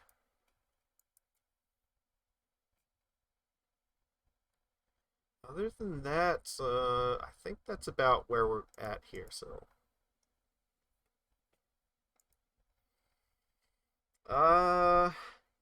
Yeah, it's okay. Well, it's I don't know. It's not like perfect. Silvergill off of Vial is definitely a thing that can happen. Probably lead off on Mutavault here. Play Mutavault, Vial, and then I have Mana Leak up, I guess. So I count this as like 2.5 kind of creatures because Mutavault's like kind of a creature here. Silvergill is like sort of a creature off the Vial, and then maybe it draws us one. Like it's not a very good hand because it's very like threat light. It's very dangerous if they like just Thoughtseize us. Oh fuck! All right.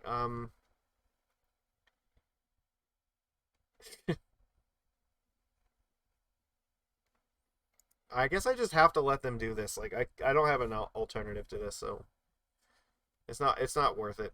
I have to just they can take like Gil or whatever. It's fine.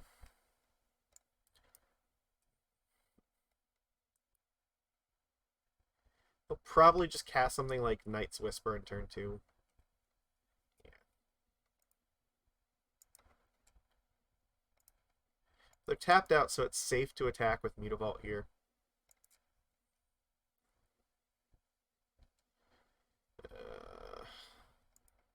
Should play that because there's some possibility I want to actually cast Force of Negation if I draw an island. I don't feel like this is a terribly good matchup for us. They have like a bajillion removal spells, and we don't have, we don't have a lot of good ways to fight it. So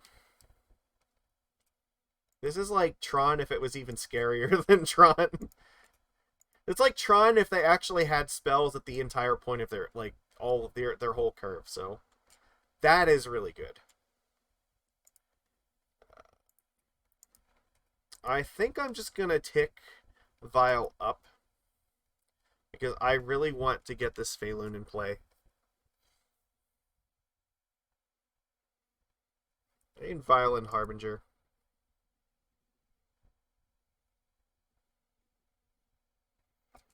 Okay, sure, whatever, that's fine.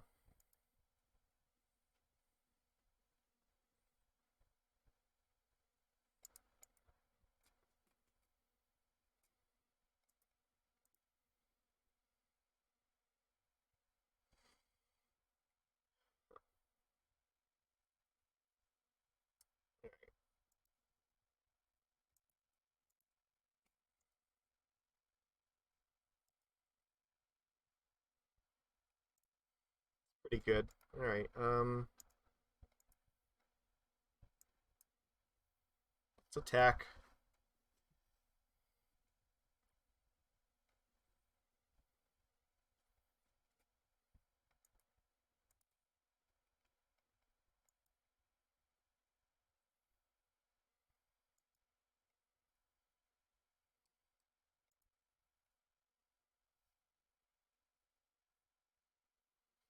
Alright, I have hard cast Force of Negation now.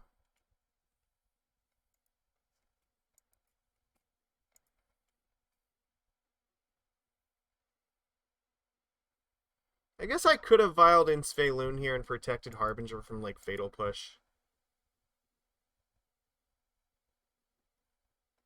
Defile. I mean, I guess yeah, that's. But I don't know if I did that, then they would have just defiled Svyelun. So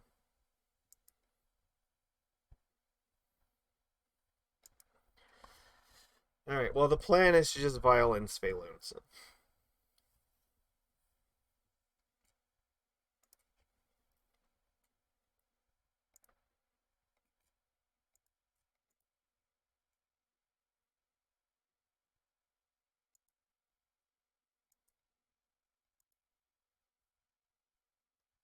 Um.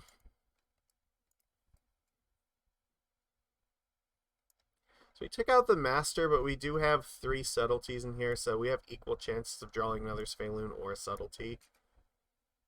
I'm gonna leave it on 3, but we can always take it up to 4 later if we need to. All right.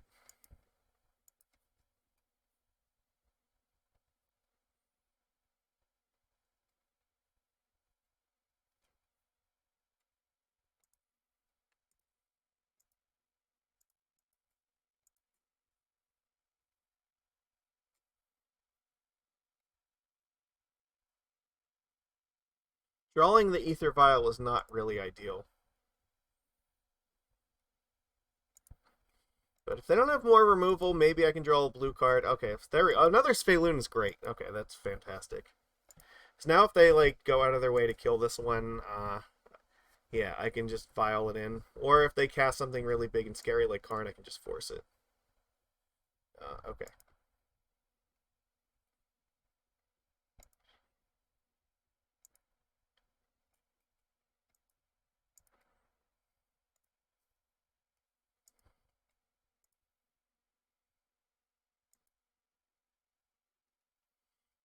that's pretty good.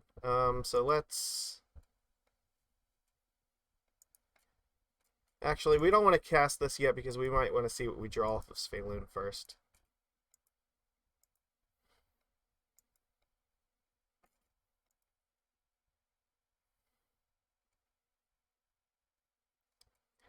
Um...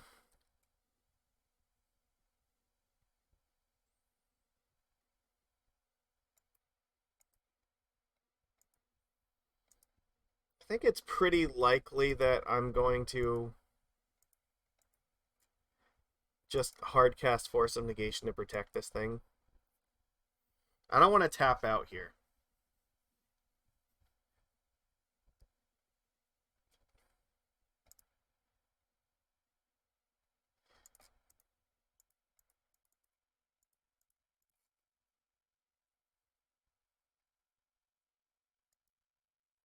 I got to get the card advantage in, so here we go. Alright, I think now we should tick them both up because there's a greater chance that I could draw a 4 than a 3, so... Huh.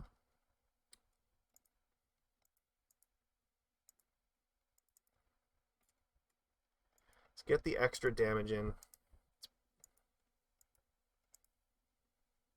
That's pretty good.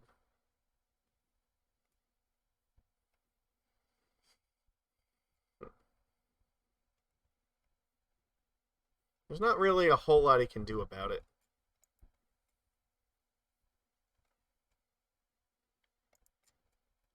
Merfolk.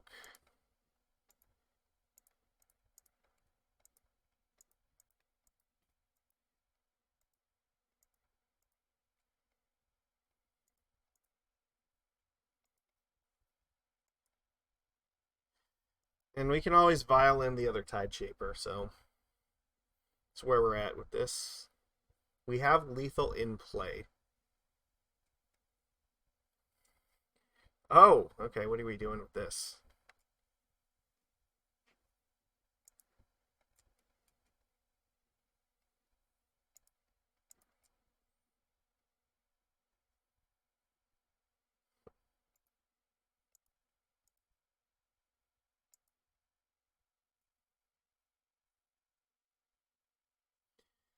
Okay, we managed to eke out game 2 here.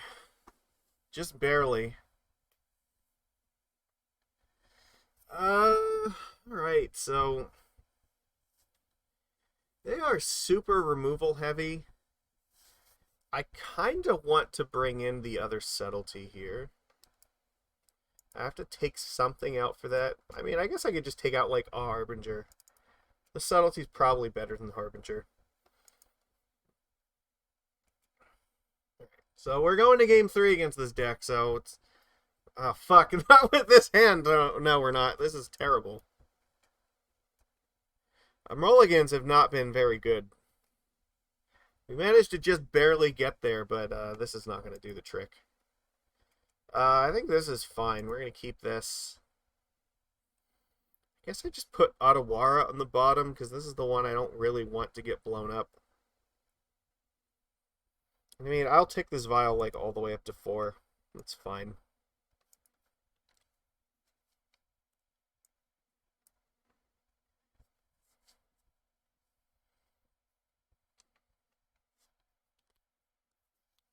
Cool. You have a swamp. I mean, Inquisition Mirror, do whatever. Thoughtseize, okay. There's nothing I can do about that. So, I assume they probably take Svyelun. Like, that's the best card in their hand, by far. They're not afraid of Trickster, and Subtlety's not really that great at this point in the game, so... This has to be, like, the card they go for.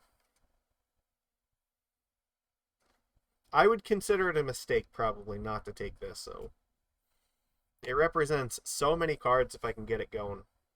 Like, whereas a 2-2 is not dangerous to them at all, so, yeah, there we go. Alright.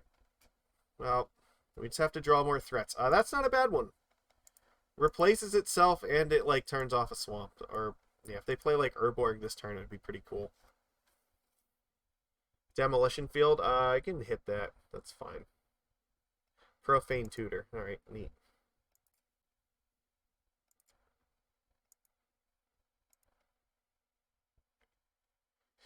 Probably just playing this island. Okay, so here's the thing. This makes colorless mana. Like, I find it incredibly hard to believe that they're not going to have another black land, but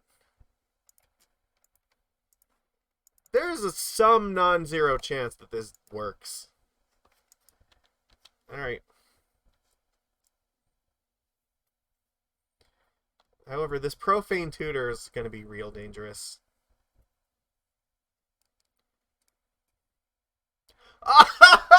Yes! Come on, give me Force of Negation, baby. So let me force that Profane Tutor and just, like, completely shut the door. No! Oh my god, that's so bad! Ugh, fuck. Alright. Go. Like, they have to get, like, Urborg with this thing, right? It's the only choice they have.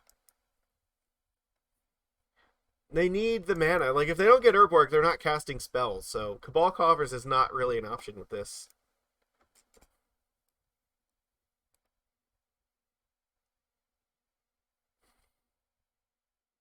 What are you doing? You can't do... Okay, yeah, there we go. I know that that's what you searched for because it's the only choice you have, so... Alright. Cool. I can't do anything about that.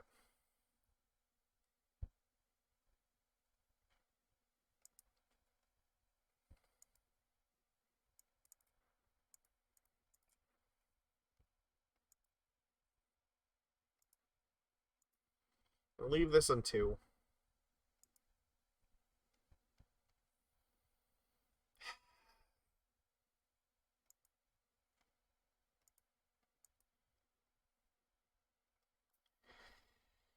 Alright. So, how bad is this going to get? Like, if I play Svyelun, what are the odds they can... I feel like the odds are pretty high that they can kill Svyelun here. I think I want to wait and tick Vial up to 3 next turn. Or see if I can cast the Subtlety on something. That'd be ideal. If they could like cast Karn, then Subtlety would be pretty strong.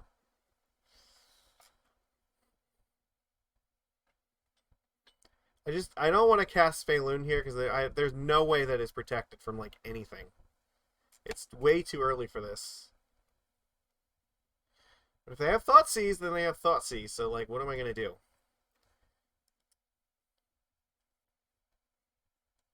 They're just gonna pass. Interesting. Okay. That actually is pretty good because now it gives me an opportunity to tick up the Aether Vial. So I get Svyelun into play.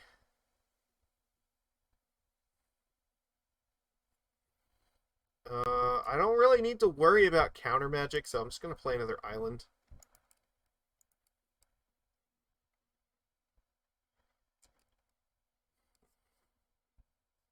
Yeah, I know you have removal, just use it. It's fine. I'm waiting for you to do so.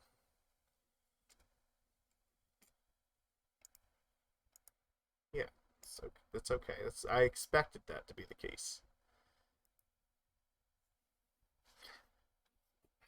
I probably have to use Svyelun this turn.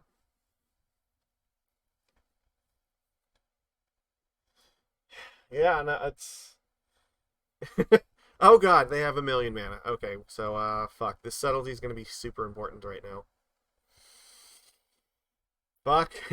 5? Oh, this is so bad.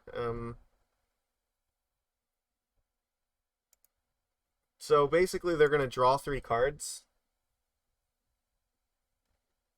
Yeah. Oh, no, it's going to get rid of Enchantment and Planeswalker. Okay, it doesn't get rid of Artifact, so... Oh, I have to get rid of the Spreading Seas. Okay, so, whatever. Actually, that's fine. The Spreading Seas doesn't matter anymore, so they only get to draw 2 cards.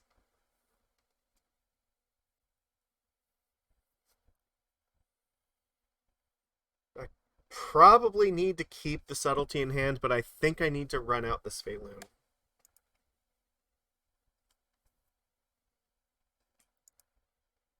I just don't have an alternative.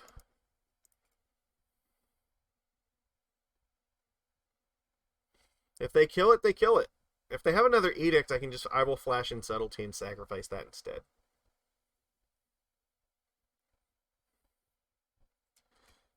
There's nothing I can do about that. Defile is Defile. What are you gonna do? Alright, I have to keep this. Like, way too dangerous. I will tick it up though because the chances, yeah, like I have a 4-drop in hand and I really want to be able to play other stuff at the same time. Merfolk. See, now I can like flash in Harbinger and Subtlety, so I don't need to do it all at the same time. Just cling to dust, sure. Yeah, that cling to dust is so dangerous because now they can draw like a million cards with this. We're probably lost against this deck. Like we couldn't get out fast enough. They have like infinite cards, and I don't have anywhere remotely close to enough of a clock to actually fight them. So yeah, so 1, 2, 3, 4. Yeah, they're gonna add 5 here. And if they play Car and I Subtlety it for a turn, like hope that I draw another Subtlety or something. That's all I've got.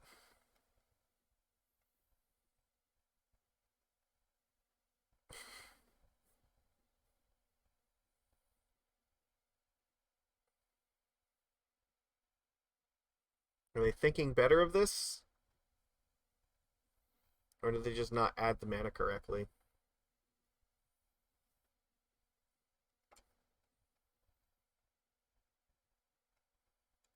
Engineered explosives on 1. Okay.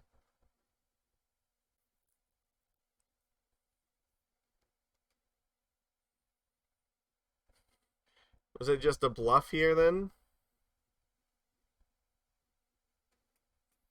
Yep. Cling to Dust is going to gain them a bunch more life.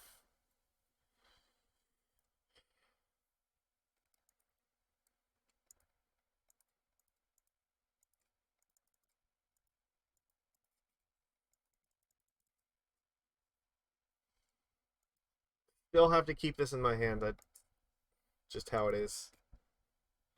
Come to the point where you've decided to try Pauper. Pauper is really fun. There's just a lot of yeah, it just has a lot of affinity. Like the artifact lands are everywhere in that format. All right. Well, that's not a terrible draw here because it does let me get rid of this thing. Mutavault's pretty good. All right. It's a very grindy format. Turbo Fog's like it's a pretty cool deck. Pauper has a lot of really cool decks, so I played a lot of really different ones over my time. So I really like mono black. I play like with Gray Merchant and like Pestilence and stuff. There's a black white version that like splashes for like the Guardian of the Guildgate or the one that has protection from mono colored. Yeah, so that card's really powerful, and you back it up with like Pestilence and stuff. So yeah, that's really cool. You have like Tron. Tron's really big. Like the burn deck is extremely powerful. Affinity is extremely powerful. Fairies, like Nigachu is a really big fan of fairies. He plays that a lot. So Pauper True, like that, it literally is like a 4-mana Pauper True Name Nemesis. That's the whole shtick. So okay, they're just not doing anything. All right. They are discarding a card rather than actually cast something. Wow. How afraid of me are they right now? Okay.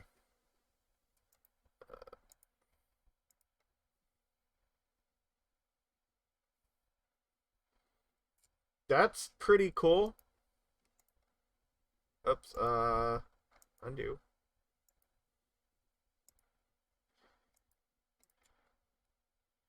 I've maybe there's some possibility we can kill them. Like if we can just put enough damage through and like I don't know. It's all right. Well, they had to use the field here, so yeah. Okay.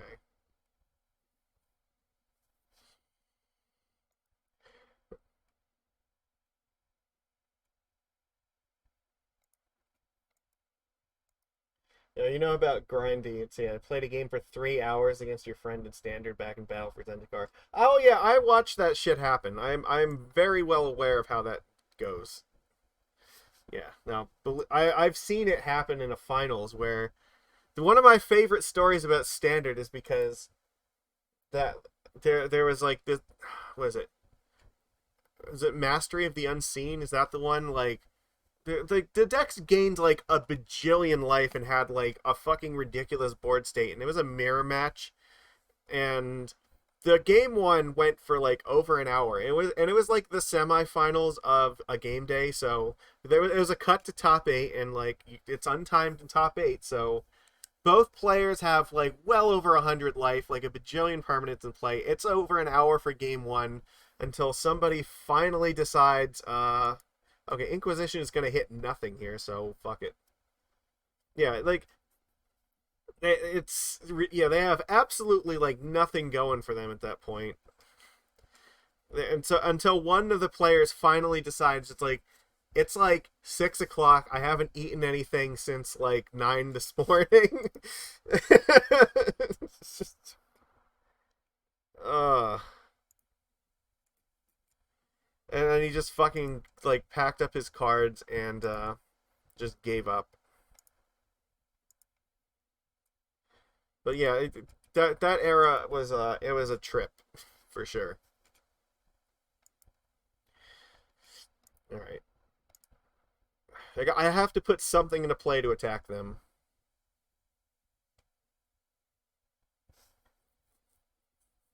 They know here.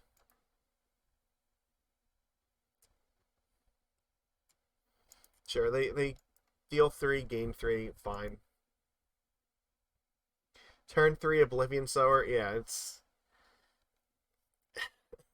Standard is just like that at times. And like, was it Return to Ravnica and Innistrad? Like that had another deck where it was was it Angel of Serenity and like Restoration Angel and Thragtusk?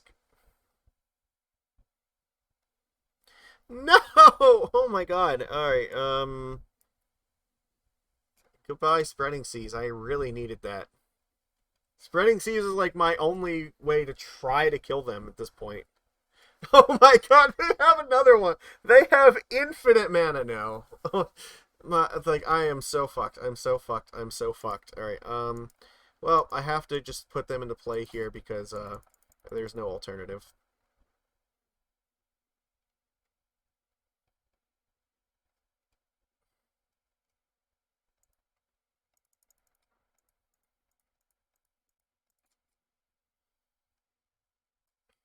I'm doing my best. This is all I can. Like this game was it's incredible that we've lasted this long, but this game is like ridiculously over. With 5 cards and like more mana than they could possibly know what to do with, like there is no way we are winning game 3. It's not gonna happen. The force means we get to probably try for at least one more turn, but that's yeah, trying is not really doing a lot here. Unless they just have a hand full of only like lands. Oh my god. Alright. Well, maybe Force is gonna keep us alive here, so they don't know we top decked it. Um 8 mana. I can't win the game if this resolves. I have to force this.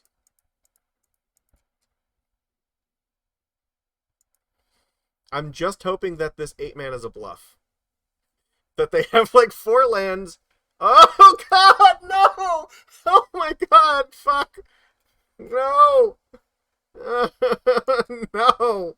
This is so bad! I don't have anything for this. Fuck. Alright. Oh, we're dead. Archon just ends the game. Like, there's literally nothing we can draw that fixes this now. If, yeah, no, it's over. Alright, good game, opponent. You could not pull that one out. We really tried, but, that was just, yeah, it was too brutal.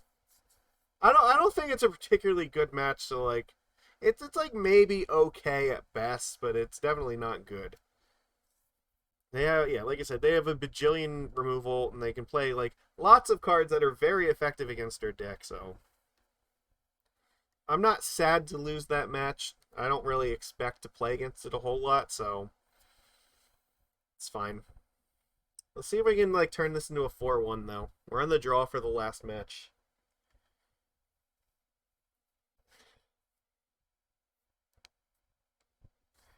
Alright. What's going on here? Opponent, wake up. You won the die roll. Alright, there we go. They choose to play first. Great. This hand's fine. This is Gigantha, then this hand is great. Because it means this is probably Tron, and we're probably going to kill them. I'm hoping. Nope, it is not. We're fucked. Oh no, this is way worse now. Steam Vents, okay.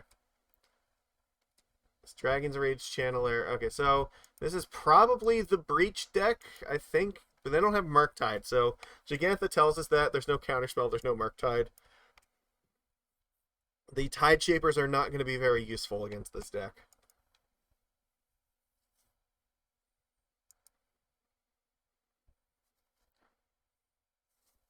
There's also no Fury, so that's good to know. Oh, it's okay. Like, it could be worse. Like, I would probably rather play against this than the deck we were just playing against, so. Oh fuck, that's really good. Oh god. Damn it. Okay. Do I do this on here, or do I have to? I'm not sure about this. I am not like super familiar with like the deck lists for this. I think I want to say like Ledger Shredder is something we need to be concerned about. I'm trying to think like what else. Uh,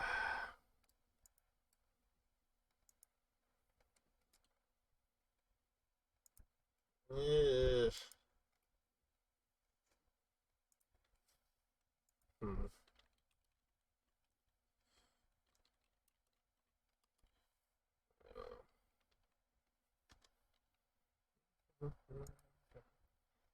Do I dismember this thing or not? That's the real question.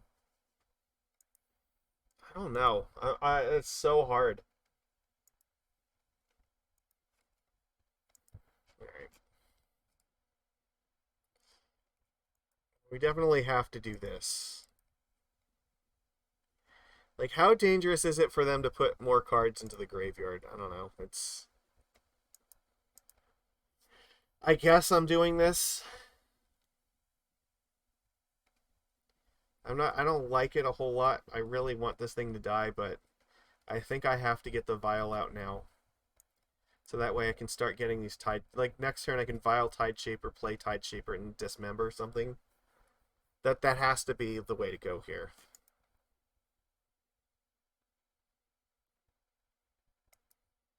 Mutagenic Growth. Oh my god, that is terrifying. What the fuck does that mean we're playing against? I don't know what deck is playing Mutagenic Growth and, like, Darcy. Is this, like, a Jeskai Prowess list or something? I guess that's possible.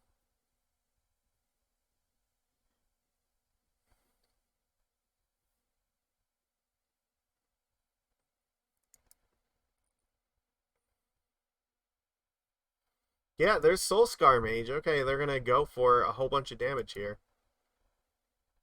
Alright. Attack for 5 it is.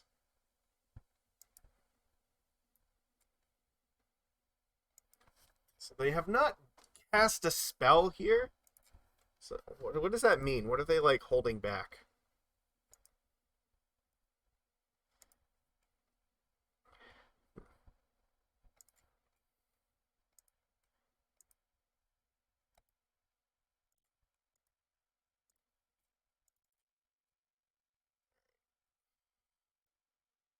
If I'm gonna do this, I want to do it at least on their upkeep. I want to see if they, like, maybe tap out first. There's nothing they're doing here, so I guess I have to go for this now.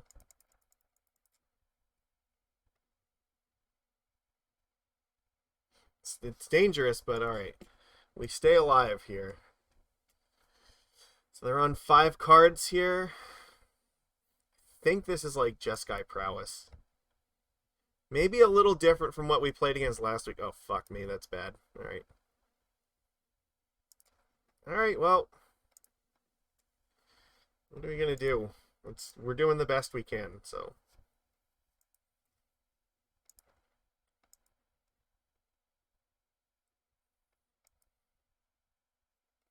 It's not a bad one.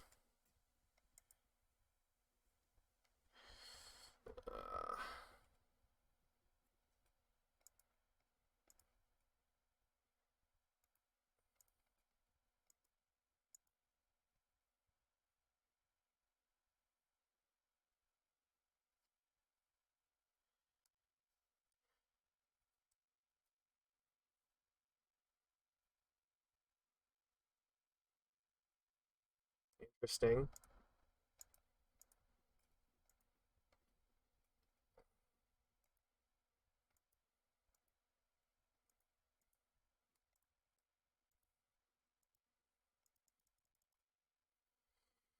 Alright, let's see what they do here.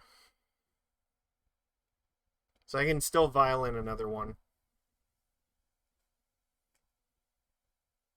If, like, a lightning bolt is not enough.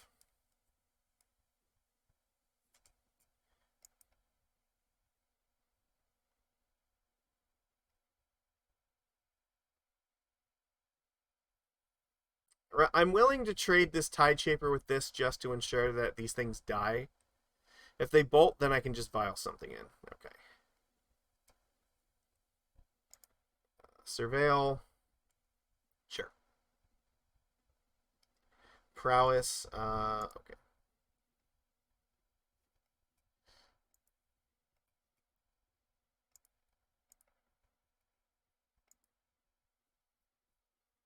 And I guess we're just hoping they don't have like a third mutagenic growth.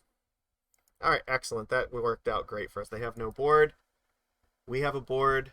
We're winning the race right now. We have another Hexcatcher on deck. We are in good shape here.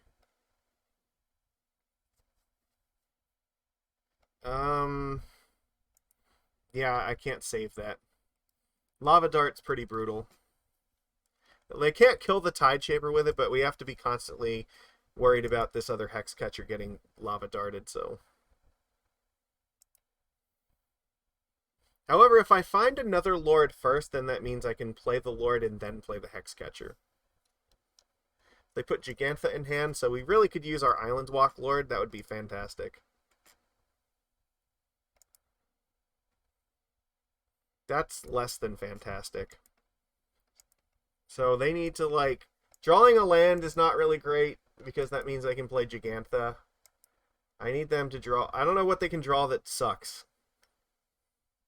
Basically everything they draw is good. Maybe, like, a mutagenic growth now.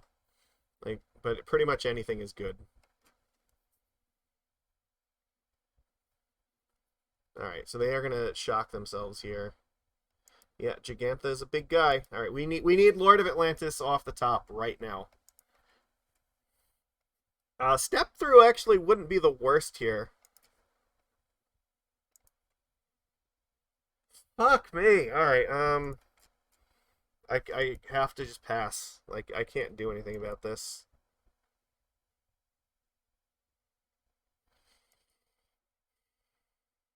I guess one play I had was, like, putting in Hexcatcher and making them sack the Lava Dart to this earlier. I'm gonna take it and just pray. Alright. Step through, like, is still good, I think.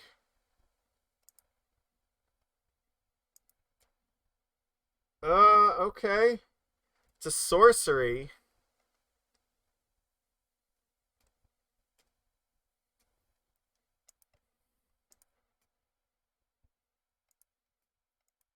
They have one card in hand still.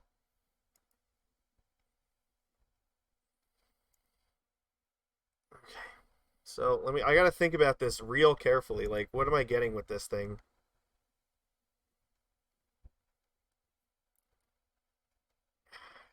It's so awkward because, like, I would really love to get Master of Waves, but I'm one land off of that right now. So it's also possible maybe I was not supposed to attack. If I chump block this thing, then there's a possibility that getting Master would actually be helpful because it's pro-red. And all right. One option I do have is putting the Hexcatcher into play and trying to block with it. And if they Lava Dart my Hexcatcher, then I can cycle this to get the other one.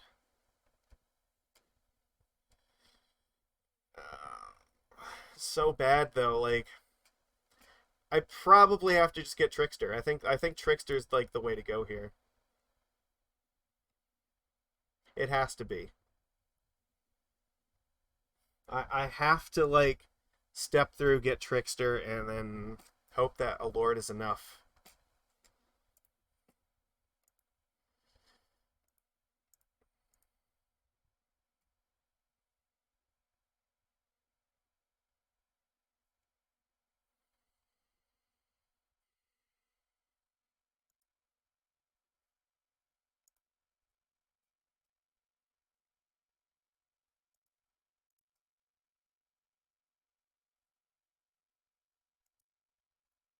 And I guess if I draw a Lord, I actually win. But if I don't, I lose. They have Unholy Heat. That sucks. Alright, yeah, that's bad. Oh god, this is so bad. Alright, they still have another... They have to have, like, another removal spell in hand, right? Like, there's no way. And I think I blundered that by attacking. I should have just not attacked and tried to use that to block. Because then at least I could step through for Master and I would have had something to, like, block this forever. So, if I lose, that's on me here. Oh god, I can't attack. Like, if I attack, I'm dead. Yeah, because they have the Lava Dart, so... Like, the Hexcatcher is not going to live.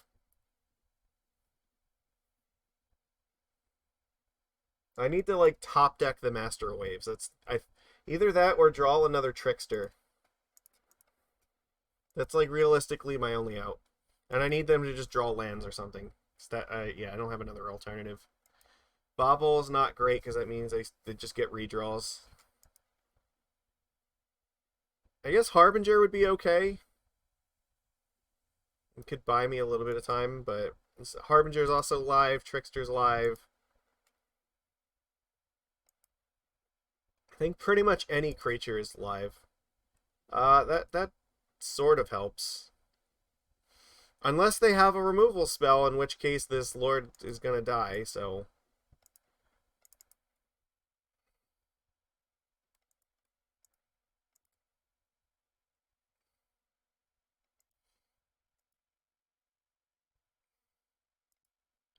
This is a turn where I have to try to throw the Hexcatcher in front of Gigantha. If they have a removal spell for Lord, I'm just dead.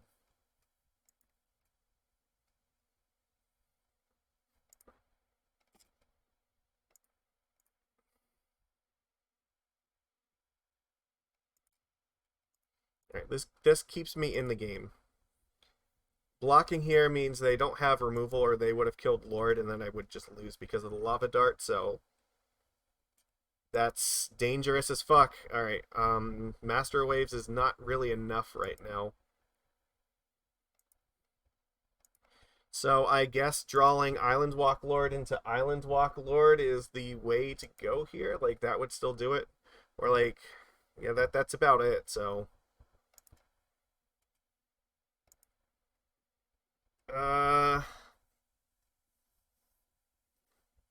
I think that means I'm dead. So I go to 3. I can chump block this thing, but it doesn't really matter because I'm... Yeah, that's going to kill me.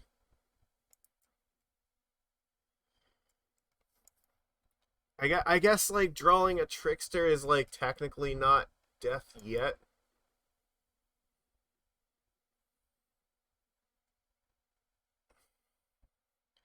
Alright, I'm in a scenario now where, like, Trickster is basically the only thing I can draw. Or I guess Harbinger keeps me alive, but it doesn't really help. Because they can just recast this thing. And so close. Like, we were so close in this match. I don't have the girl card to play. Okay, they have another, they're casting it with flashback on my face. That's not good. I guess they're just trying to surveil to, like, a bolt. The false sense of security, like, he was already very vulnerable, but we just, like, top decked like shit, so couldn't quite get there. This is, like, Prowess is very difficult for Merfolk to beat. It helps a lot if we have Chalice of the Void, which we will be bringing in, but... So the heat's gone. It's possible that, like, they just didn't find anything good. They put a card on top of their deck, which is a very bad sign, so... We're looking to win game 2 and 3. That's where we're at here. So the way that this works now is I have to block with... Okay, so I could actually block the Gigantha with both Lord of Atlantis and Mutavault, and then Harbinger or Trickster keeps me in the game, so I guess that's where we're at. And if they have a removal spell, then, like, we're fucked anyway, so it doesn't really matter. Like, if they have Unholy Heat, then they have Unholy Heat. There's nothing I can do. If they have Bolt, I'm just getting bolted in the face, so... This is the best I've got. They have Lava Dart, that works. They can just... Yeah, they just dart me twice, alright. Alright, Master of Waves. I think I messed that game up. There was definitely an opportunity for me to... If I didn't attack with the Tide Shaper that one turn, that could have been the turn I needed to be able to cycle the step through for Master and then be able to play it the following turn, so then Master can block Gigantha for as long as I need.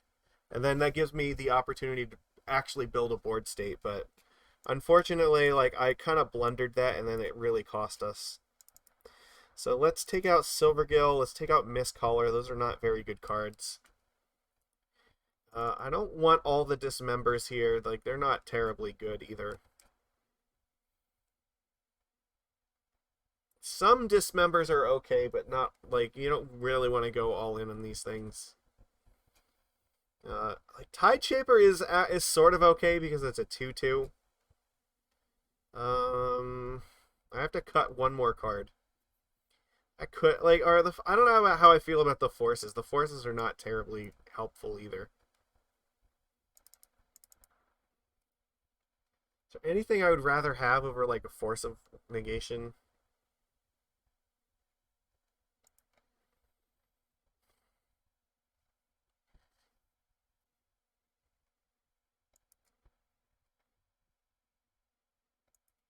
I mean, I could just run, like, one.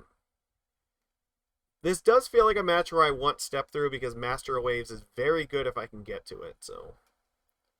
I could also just cut, like, a Tide Shaper or two. I don't know if I want to, though. Like, it's... I kind of need creatures to be able to push through this. I mean, the other option is cutting another Dismember, because I don't really want multiples of that either. They have the Gigantha. Like, that's the other thing. Like, this deck is playing Gigantha, so I'm always going to have at least one target for this thing, so... It's a dangerous target, but... Here's what I'm going to play. Two Forces, 2 Dismembers. That's how... Losing 4 life is so brutal against this deck, but it's okay to do once. I don't want to do it, like, more than once. So, let's see how we can...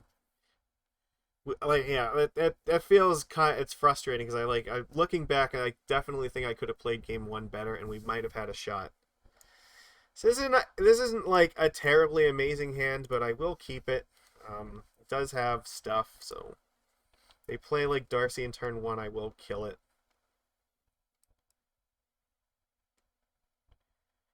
And then Harbinger and Trickster will help slow them down too.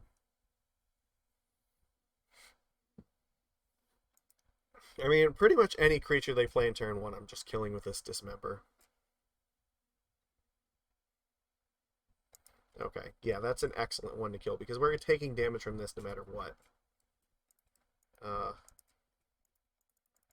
Kill this thing before, like, mutagenic growths, like, really fuck us.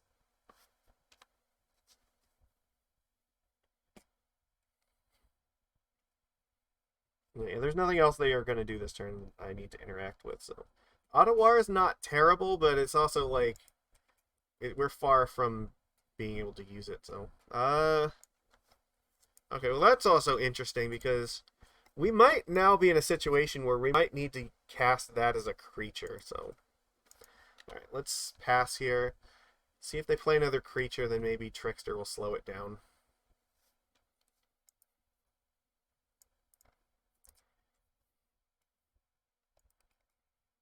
How's it going? Well, we are 3-1. We've lost game 1 to Jeskai Prowess. It was really close, and I think I blundered game 1 just very slightly by misusing step through. Like, I should have gave myself a chance to use it better. They didn't play a creature here. I feel like it's got to be okay to play this Trickster, so... I want them to use removal when they don't have creatures to get Prowess triggers off of it. We might be casting this Umara Wizard as a creature this game. Like, it looks like that's the direction things are moving, so we'll have to see. But, oh, Master of Waves? Okay, now we're fucking getting somewhere. Alright, excellent. I am very happy to see that card.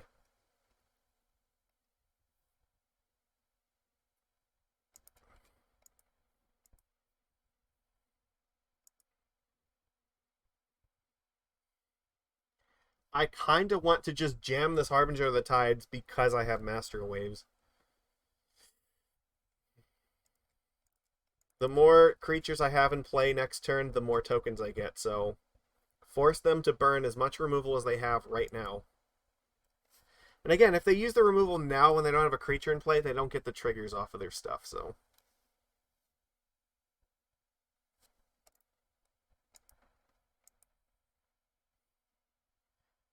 But if I get to untap and just play Master of Waves, I'm going to be in a very good spot.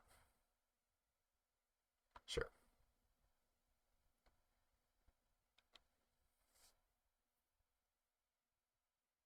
They didn't play a creature yet, though, which is kind of weird. They like only had Swift Spear and nothing to follow it up, so it's not entirely obvious what's going to happen here. Well, they found another land. Alright, so what are they going to do with it? Okay, they're going to play Swift Spear. They have another removal spell. They have to, right? There's no way they don't. Channeler. Okay, where was this last turn? You had to have had at least one of these before. Okay, there's Bolt.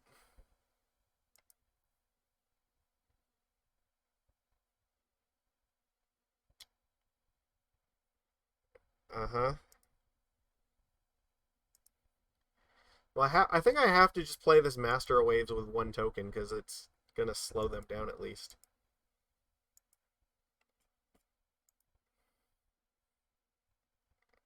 I really want to play this first, but...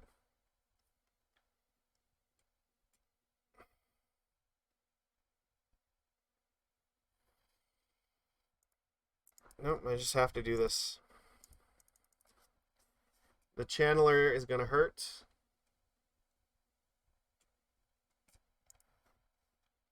If we can find the other Master, that would be pretty awesome. Or a Step Through. Step Through lets us cycle that and get the other Master. Or play the Hexcatcher and get the other Master. Fucking no! They had Path to Exile. Oh my god. They were prepared. They saw it coming. Wow. Alright, well, I guess we're playing the Mystic next turn. Oh my god, that is fucking insane. We're gonna die. They have 2 cards, we are so dead. There's a Bolt. Oh god, we are so dead. No, not like this. No. They flipped Prismatic Ending, like... Yeah, Ending couldn't have even hit that. Literally, Path was like the only thing they could have found to do that, so... Oh my god. Alright, come on, Mystic. You're my last hope.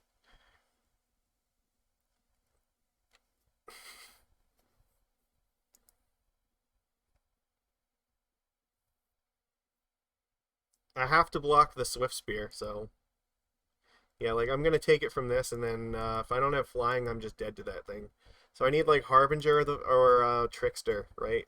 That's pretty much it. I guess Step Through could also be hard cast at this point, so Gigantha is on its way. Oh, that's bad. That's not gonna do it. It's only instant or sorcery spell, so we're just dead to that thing, unfortunately. Yeah, we're dead. Tried, like, yeah, I don't know, it's a little frustrating, because I think, like, Step Through actually could have got us there game one if I had played better. Like, that was not impossible, but it was still really hard, so. And the fact that they had Path to Exile as, like, one of their, like, last two cards there, it was just insane. they are like mono red removal and like prismatic ending, but they also had path. So I don't know. We did as good as we could. We went 3-2. We lost to one deck where I feel like we're gonna lose the majority of the time, and like Jeskai Prowess is not unwinnable, but it's not like great either. So like that's another one where it's I think in general like I'm not happy about that matchup, but it could be worse if it was like if they didn't give us Island Walk, and it also, yeah, like we definitely had chances that I threw away in game one, so I can't be like too upset about that. That's on me. I could have maybe had a game three. Uh, Unfortunately, we didn't really get to use this too much. I think we did it like once to get a Trickster or something, and that was about it. But that it did win us the game, and we did it. So, and I mean, there it also was like a reasonable top deck in that last turn, and there was a game where it could have mattered, and it just didn't do it right. So maybe it's worth trying this again. I mean, it felt like there was a lot of potential to this that we just didn't get to untap very much. I might play another league with this card. I'm really interested to see like if this is any better than the other Merfolk shell. I'm not sure if the Silvergill Adept needs to be here or not. Like, this could just very easily be like another Lord of Atlantis or something. I mean, it seemed like it was okay. I do think like having the other master in the sideboard is fine because I mean, it's fine. Like I don't know, they're good in multiples. There's a bunch of matches where like they probably are fine, like against Murktide and against like that deck. You know, it's obviously fine. Being able to tutor for it is great. This slot definitely could be something else though. It doesn't have to be Master of Waves. Like maybe if I'm worried about creativity, like they could just be another Orvar. So that's reasonable. Like it's probably fine to just have one of these, and there's a ton of other wizards that could be in this slot. So maybe like another Harbinger, another Trickster. Like yeah, we could cut like the Gill, play like another Trickster here, like a Harbinger here or something. That's not it's not unreasonable. Or there's some play to this. It gives us some more deck building options we don't normally have access to. So I think it's worth exploring. We did actually get to cast this as a creature, but sadly it didn't end up mattering. It could have. It could have been a card that made a difference, but not today. It was not meant to be. So yeah, I don't know. I feel like I'd probably try this again. It seemed like it was worth it.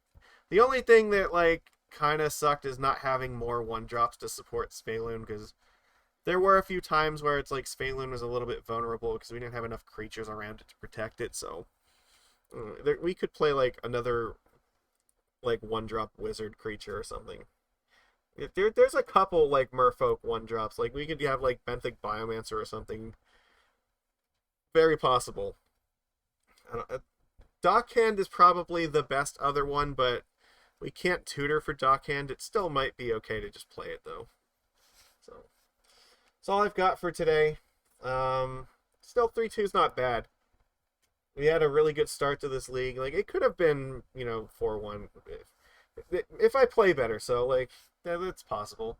I'm not really sad to about that. So if I'm losing games where it's at least like if it's on me and like if it's at least possible to win, like sure, then I don't feel like there's anything necessarily wrong with the deck. Like the only match that like I didn't feel like good against was one that I don't expect to play against very often, so that's usually a sign to me that like the deck is worth playing. So There weren't like a lot of situations where we were up against like a deck and just felt completely hopeless. So, all right, well, that's all I've got for today. Oh yeah, I think Lord Asex is just like he started his stream like a minute ago. So let's go and let's go visit him.